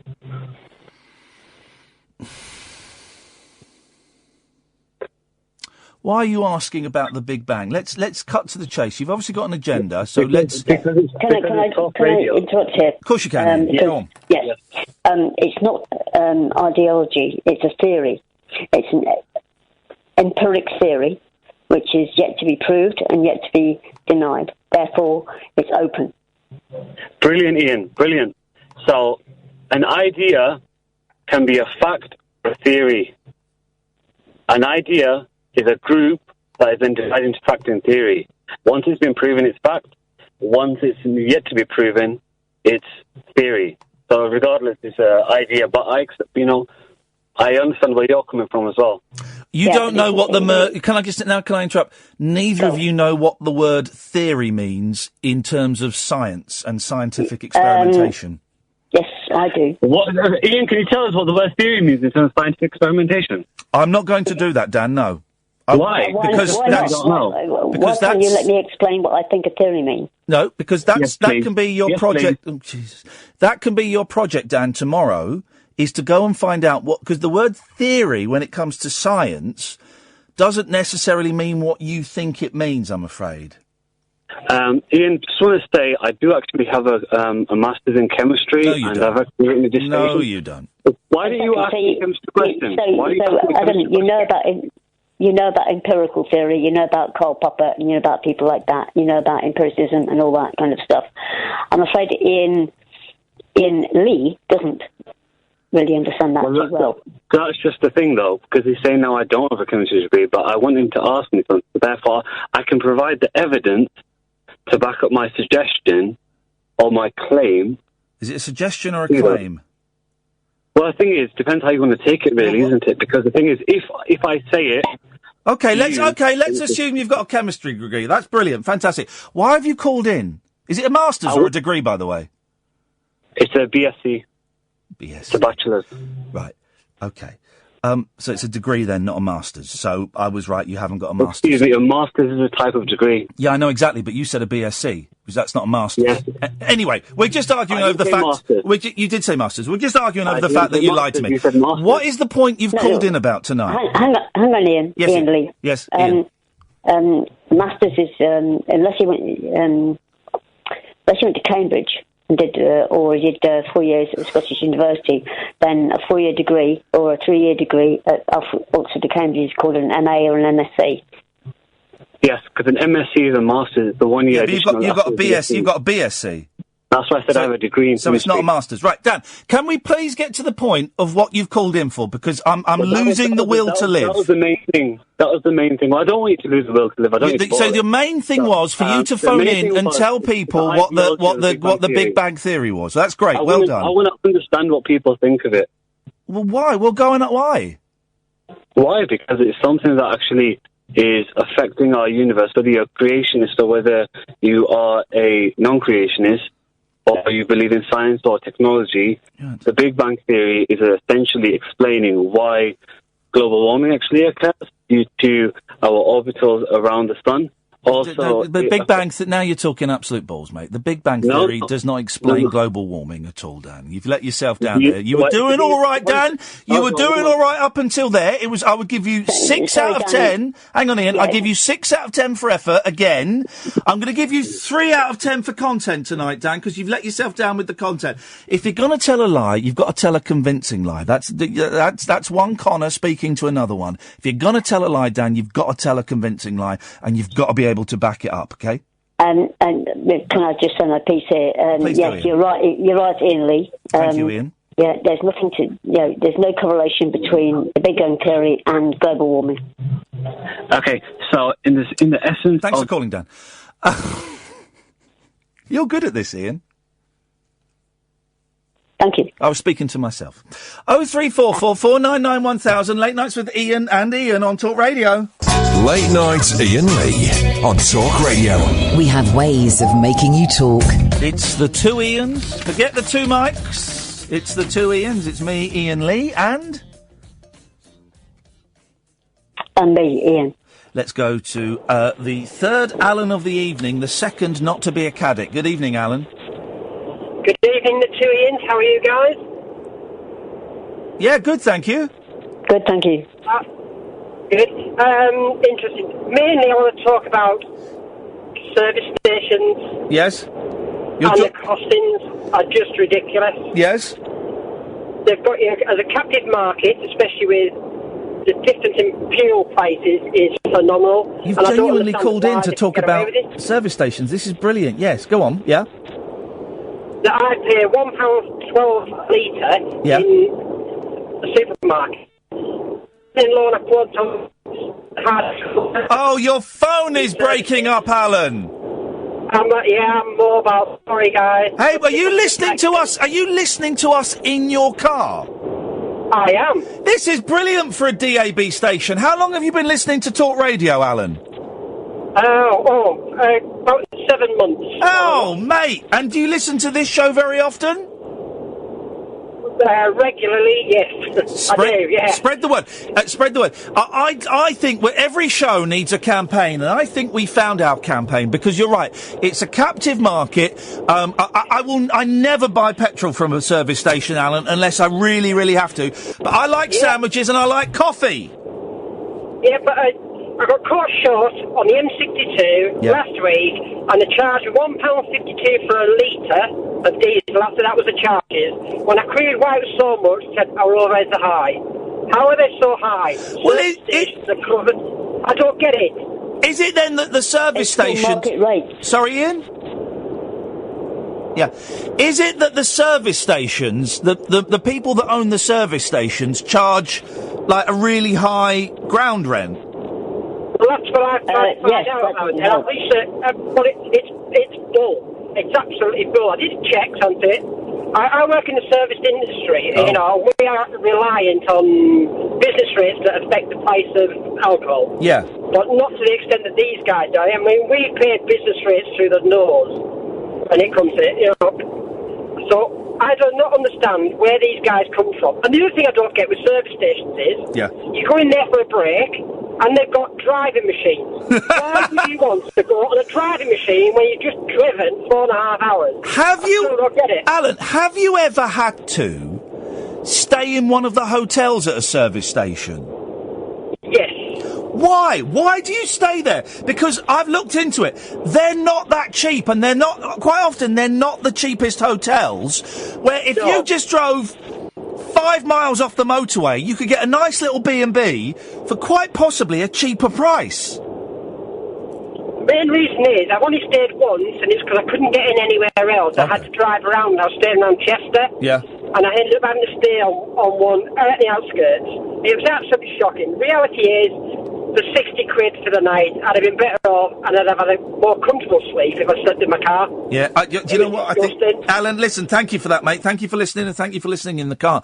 That's exciting, Ian. People are listening to us in the car. Ian? Ian? Sorry, I was on mute. Where did you go? I was on mute. Why were you on mute? What are you doing? I just don't want to drown the sound of my aircon out. Mate, if your mute is the same as hanging up, you just hang up. You just hung up. Just hanged up. Oh no! You just hung up. Mute. I go on mute so other people can hear. Mute is the same as hanging up. No, it's not. Of course it is. No, it's not at all. Mute is right. Hang on, Ed. Mute me. Mute me. You're in charge, apparently.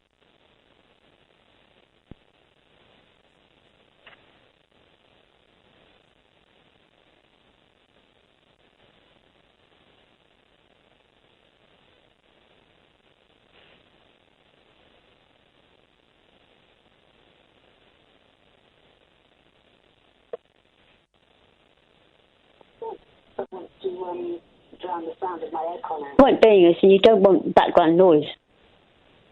Hello? Mute is the same as Hello? You just hung up. You just hung up. You just hung up. Oh no. You just hung up. Hello? Mute is the same as hanging up. No, it's not. Hello? Is that the Ian show? The True Ian show? Mute me. Mute me. Hey, you're in charge, apparently. He's playing with us, don't worry. He's just playing with us. Is that the True Ian show? It's the One Ian Now show. Oh, hi, Ian. I've got a few questions to ask you, actually, yeah? Yeah, go on. This is... Oh, well, it's on anyway. You may or may not know me. But, I was wondering... Carry on.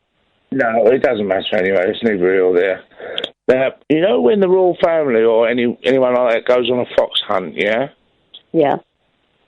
Now, I heard once, I don't know if this is true or not, but they was all going on a big fox hunt, yeah, up north somewhere. I think it might be Nottingham or somewhere, yeah? Okay. Yeah? You listening? Yes, I am. Yeah, and Prince Charles says, what's that famous hunt in Nottingham? I suspect I know where that joke was going. See, if I mute myself, Ian, as I did then, I might as well not be here. So you hung up. I didn't hang up. You did. You weren't there. I went quiet because my aircon is very loud, and therefore it would have made a pain in the arse noise. You weren't there when I went to you. No, I was there. I was listening. You didn't answer.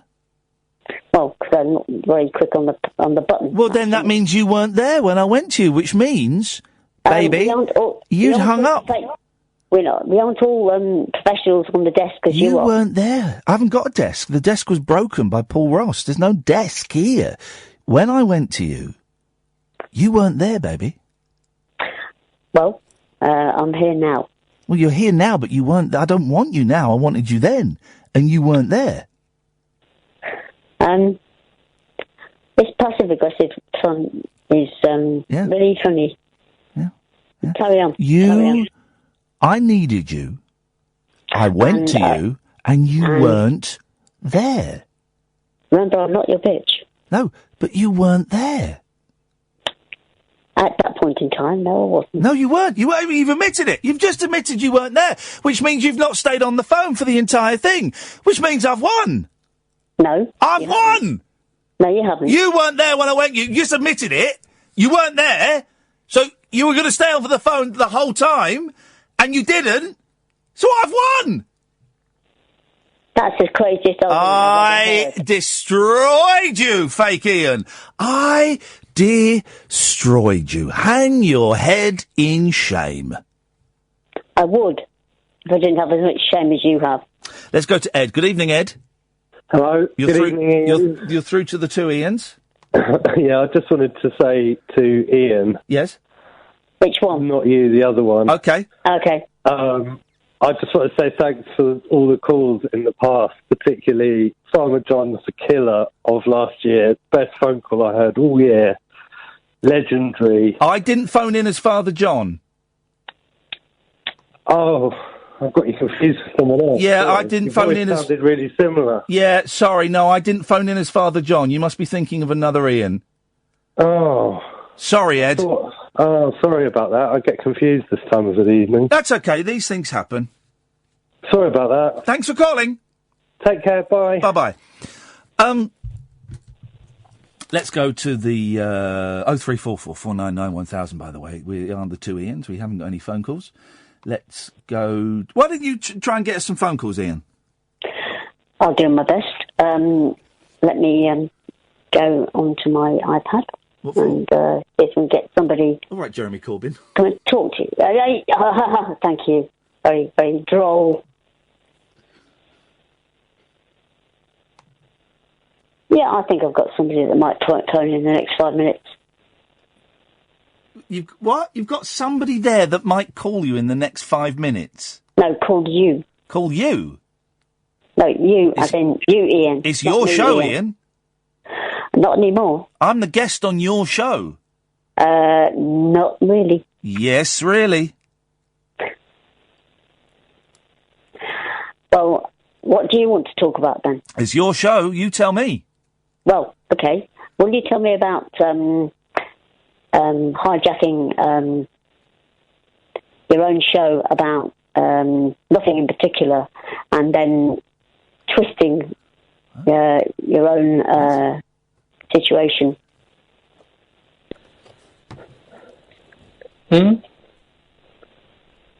Huh?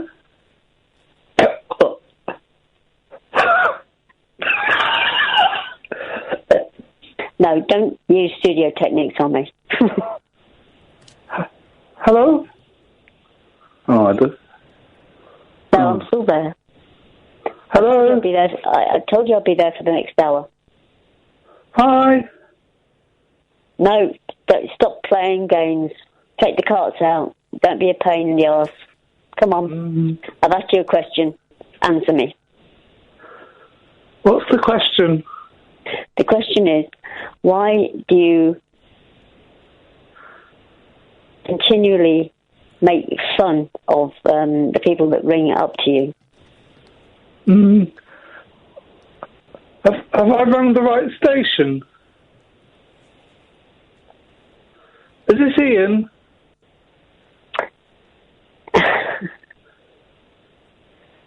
I think you've just answered my question, so no more questions, Your Honour.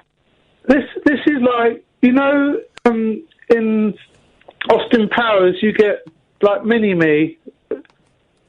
This is like there's big Ian and there's like little Ian. That's what it's like. Have you got little hands? I'm not as small as Donald Trump, no. No, but are you like Vern Troyer?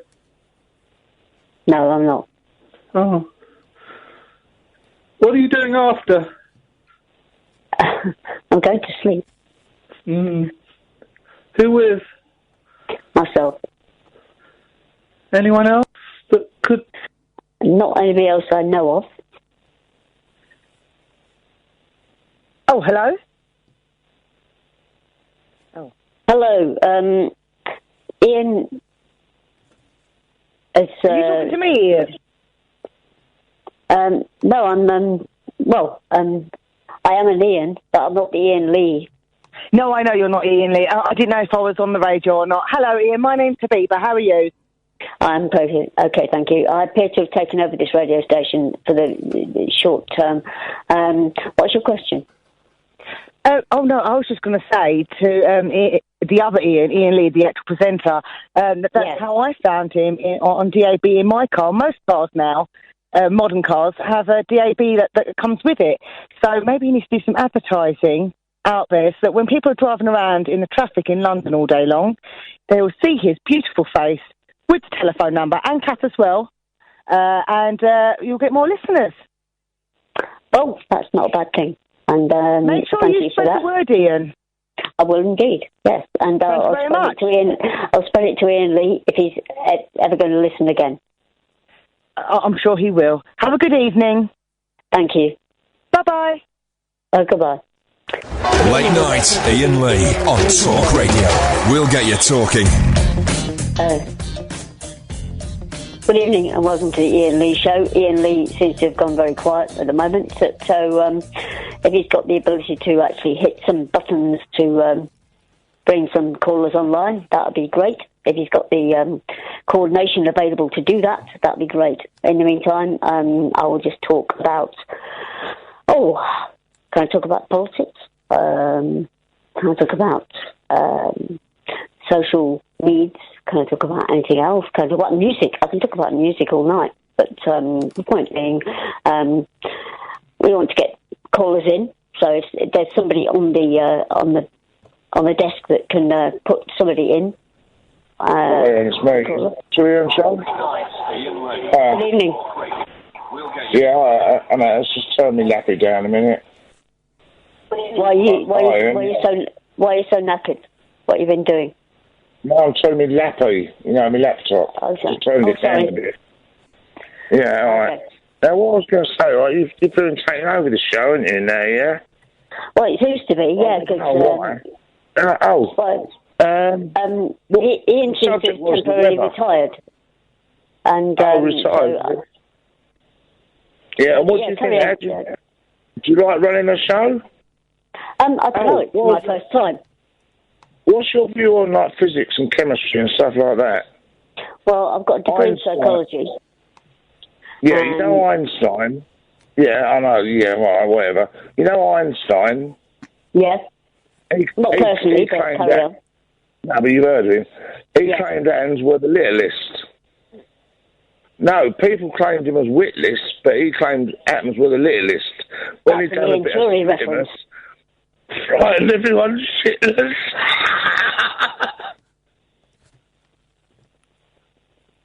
I know that. There ain't been some clever bastards. What is he quote? How do you know Ian Jury references? Because I'm old. You are old. You said you're 49, born in 1974, a year after me, and 5 years older than me. There you go. No one's calling in, man. Well, I tried to stand in for you, mate. Yeah, you did a good job. Should we shake hands and say goodnight? Yeah, all right then, mate. Take care, Ian. Thank you, mate. Cheers, bye. Bye-bye.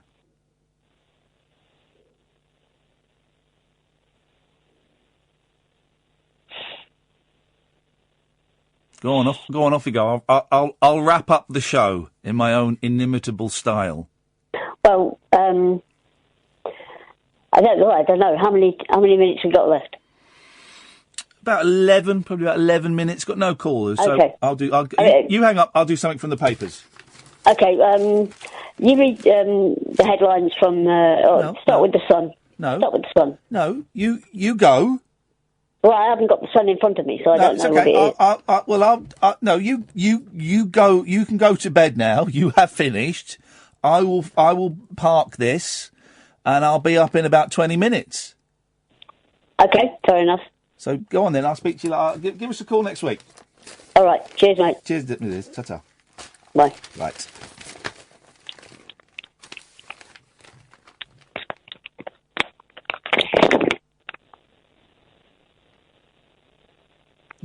You're still there? Did he put the phone down? Ian?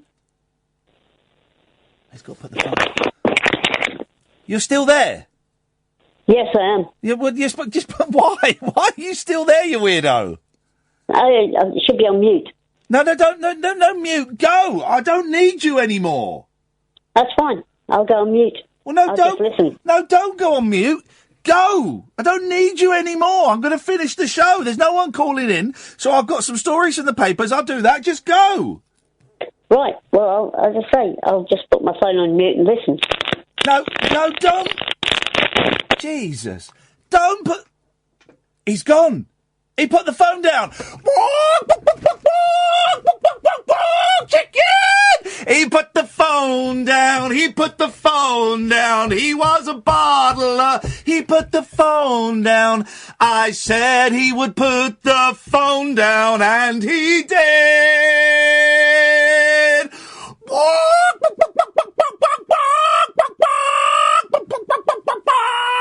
Hello, my name's Iain and I'm a bottler. I told you an hour ago, dear listener, 1 hour ago, he would put the phone down. And do you know what? He did exactly as I said he would. He's a bottler. He's a chicken. He's a coward. He only had 10 more minutes to go, 8 more minutes to go, and he would have beaten me. But he didn't. He put the phone down a little bit like a coward would have done. A little bit like a little chicken would have done. He's a little bottler. Maybe his dead mama came running into the room and told him to put the phone down. Whatever reason, he hung up, and I told him he'd hang up, and I won. I won that. Fair and square, plain and simple. Oh, yes. I won that. Easy peasy. I beat a 49-year-old, 13-year-old, and I destroyed him. Oh, yeah. Oh, yeah. Oh, yeah. I beat him. I beat him. I made him put the phone down. I beat him. I beat him. I made him put the phone down. Yes, sir. I destroyed you, boy. I destroyed you, Farmer John. I destroyed you. I whipped your ass, boy. I destroyed you, boy. I made you put the phone down. I ain't gonna put no phone down. You're gonna put the phone down. I ain't gonna put no phone down when you reverse psychology. He put the phone down. Have that! I'm not 42, Catherine, thank you, but I'm 43. I'm a week away from being 44. Oh, you put the phone down, mate. I'll do the stories from the papers. Got no more calls. Okay, I'll put the phone down. I'm a chicken. I destroyed the boy. I am Muhammad Ali, and I destroyed the boy. That is how you play mind games. It took an hour, but I am the better man. I'm the only man. One of us was a child, but I destroyed him. Let's go to Matt. Good evening, Matt. Good evening. You're reminding me very much of Jack Palance in the movie Shane this evening. I've not seen the movie Shane, but I bet he's dead sexy in it, and he's brilliant, and he destroys someone. Oh, God, yeah. Pick up the gun. Mister, I don't want to pick up the gun. Pick up the gun. That's exactly what I was just doing to that kid. That's exactly what I was doing to him. Pick up the gun. I don't want to... Yeah. Does he pick up the gun, and then Jack Palance shoots him? And he gets blown away. Boom! There you go. Boom! God, I feel good. I'm going to drive through London with my windows open, playing out Radio 4 as loud as playing out the 2 mics on Talk Radio, as loud as I can, and I don't care who hears me, Matt, because tonight I am Jack Palance. You're the king. Float like a butterfly, sting like a bee. That's it, man. That's what I'm talking about. I crushed his head. What did you call him for, Matt? I called in to see whether you're going to be doing another one of those withheld numbers things at some point. That was awesome. Not for a while, if at all. Okay. What was the feedback like from the powers that be? They never say anything. They never say anything, which is good. If they start saying stuff, then we're in trouble, you know. But I have never been told by the I don't think I've ever been told here. The only thing I've been told by the bosses here was, sometimes it sounds like I'm encouraging people to take drugs. Be aware of that. No, I don't think that's true. No, and it's not true, but I can understand why that perception may have come across, so I always make sure I kind of couch any drug stories with, but, you know, it ended up in misery for me. That's the only thing, the only kind of rein it in slightly feedback I've ever had, which is probably why... Doing something right, then. Well, the audience figures would prove otherwise, but will we do it again? Here's the thing, I don't like repeating myself.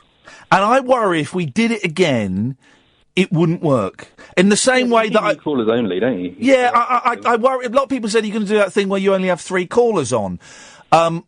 I don't know, because I'm worried that if we did it again, it wouldn't be as good as the first time, and people would go, it wasn't as good as last time, or it's a bit boring this time. So, yeah, but, I mean, you could say the same thing about anything in life, couldn't you? Like, yes. If I do something like that again, will it ever be as good as it was before? Because of the anticipation. You've brought me back down to earth with your excellent philosophising. Well, thank you very much. Will we ever do it again? Quite possibly, yes, quite possibly, but I suspect that we might leave it for a little while. Okay. And when are you off to New York? Just remind me of the date. We are going... Why is that? Are you coming? We are going out on Sunday, the 11th of June, and for that week, we have got... Here's some of the guests we've got confirmed, right? Yeah. Imani Coppola, John Ronson, Richard Bacon, Steve Guttenberg, and Stephen Page. And Kenny Kramer, that Kramer is based on from Seinfeld. Those are the ones that are confirmed. Have you got dates confirmed for Ronson and Bacon? Bacon is getting back to me, because we want to go and pre-record the interviews in places that mean something to them. So he's having a think. And John... Come along, sorry? Someone couldn't come along and watch. Are you going to be in New York? Not necessarily. I could be. You weird stalker. No, not at all. I've actually bugger all else to do. I'm really seriously considering about flying to New York for a couple of nights, but I don't want to freak anybody out. It's a bit freaky. It's a little bit weird. Is it really? You keep going on about how you've only sold 3 tickets. So I thought, the thing is, I'm not saying. Then forgive me. I'm not saying we've only sold 3 tickets for a show that's going to hold 25 people. I'm like, I can't believe we've sold 3 tickets for a show that... Honestly, I cannot believe we've sold any tickets for a show in New York. It's ridiculous. Okay, well, I'll save my money then. Yeah, I think it's probably sensible, Matt. I'll cut him off. Bit weird. Whoa! A little bit weird there. That's a bit... but if you're in New York, we are coming June the 15th. We're doing the Rabbit Hole there. If you want to come and see us, it's a midday show. On June the 15th in Hell's Kitchen. Send me an email, ian@ianlee.com. What else we got? Oh, July the 9th, Catherine and I are performing in the Rabbit Hole in Newcastle. July the 9th, Newcastle at the Stand. July the 29th, we're doing a lunchtime show in Manchester. And also, Saturday or Sunday, I'm not sure, but it's September the 17th.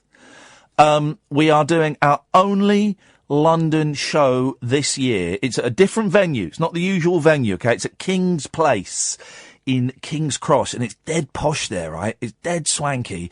And we have managed to keep the tickets down to £12.50. I think that includes the booking fee as well. Don't hold me to it. But they wanted to charge like 15 quid a ticket, and I said, well, can we bring... So we've compromised, and the ticket's only £12.50, which for a London show is pretty darn good. And it's going to be the Rabbit Hole, and people will be able to phone in, and you'll be asked to join in if you come. You don't have to join in if you come, by the way, because I know some people get great fear about having a microphone thrust into their faces. If you come, you don't have to join in, but if you want to join in, you're welcome to shout out stuff and put your hand up, and we'll come and join you. But so the only London show, tickets went on sale today, the only London show we are doing is at the King's Place in King's Cross. It's a fantastic venue, and it's September the 17th. And if you Google King's Place Rabbit Hole, it comes up. It's for the podcast fest. Get this, right? We've only been doing the podcast since March. No, before then. Did we just start doing it last year or this year? I don't remember. I know it was this year, because I remember we had the meetings over at Christmas. This year. We've only been doing it for a few months, and we've been invited to appear as part of the London Podcast Festival. And all the big names are there. Buxton's there. My dad wrote a porno. All of those people are there, and we are playing there as well. So please come along and support it. This gig will be kind of make or break for us, really. So if you Google King's Place, Rabbit Hole, Iain Lee, Catherine Boyle, boom, boom, boom, tickets come up £12.50. Well, that was a show unlike any other. Do spread the word. Ed, thank you. Catherine, thank you so much. Iain, ta-ta. Election 2017 on Talk Radio.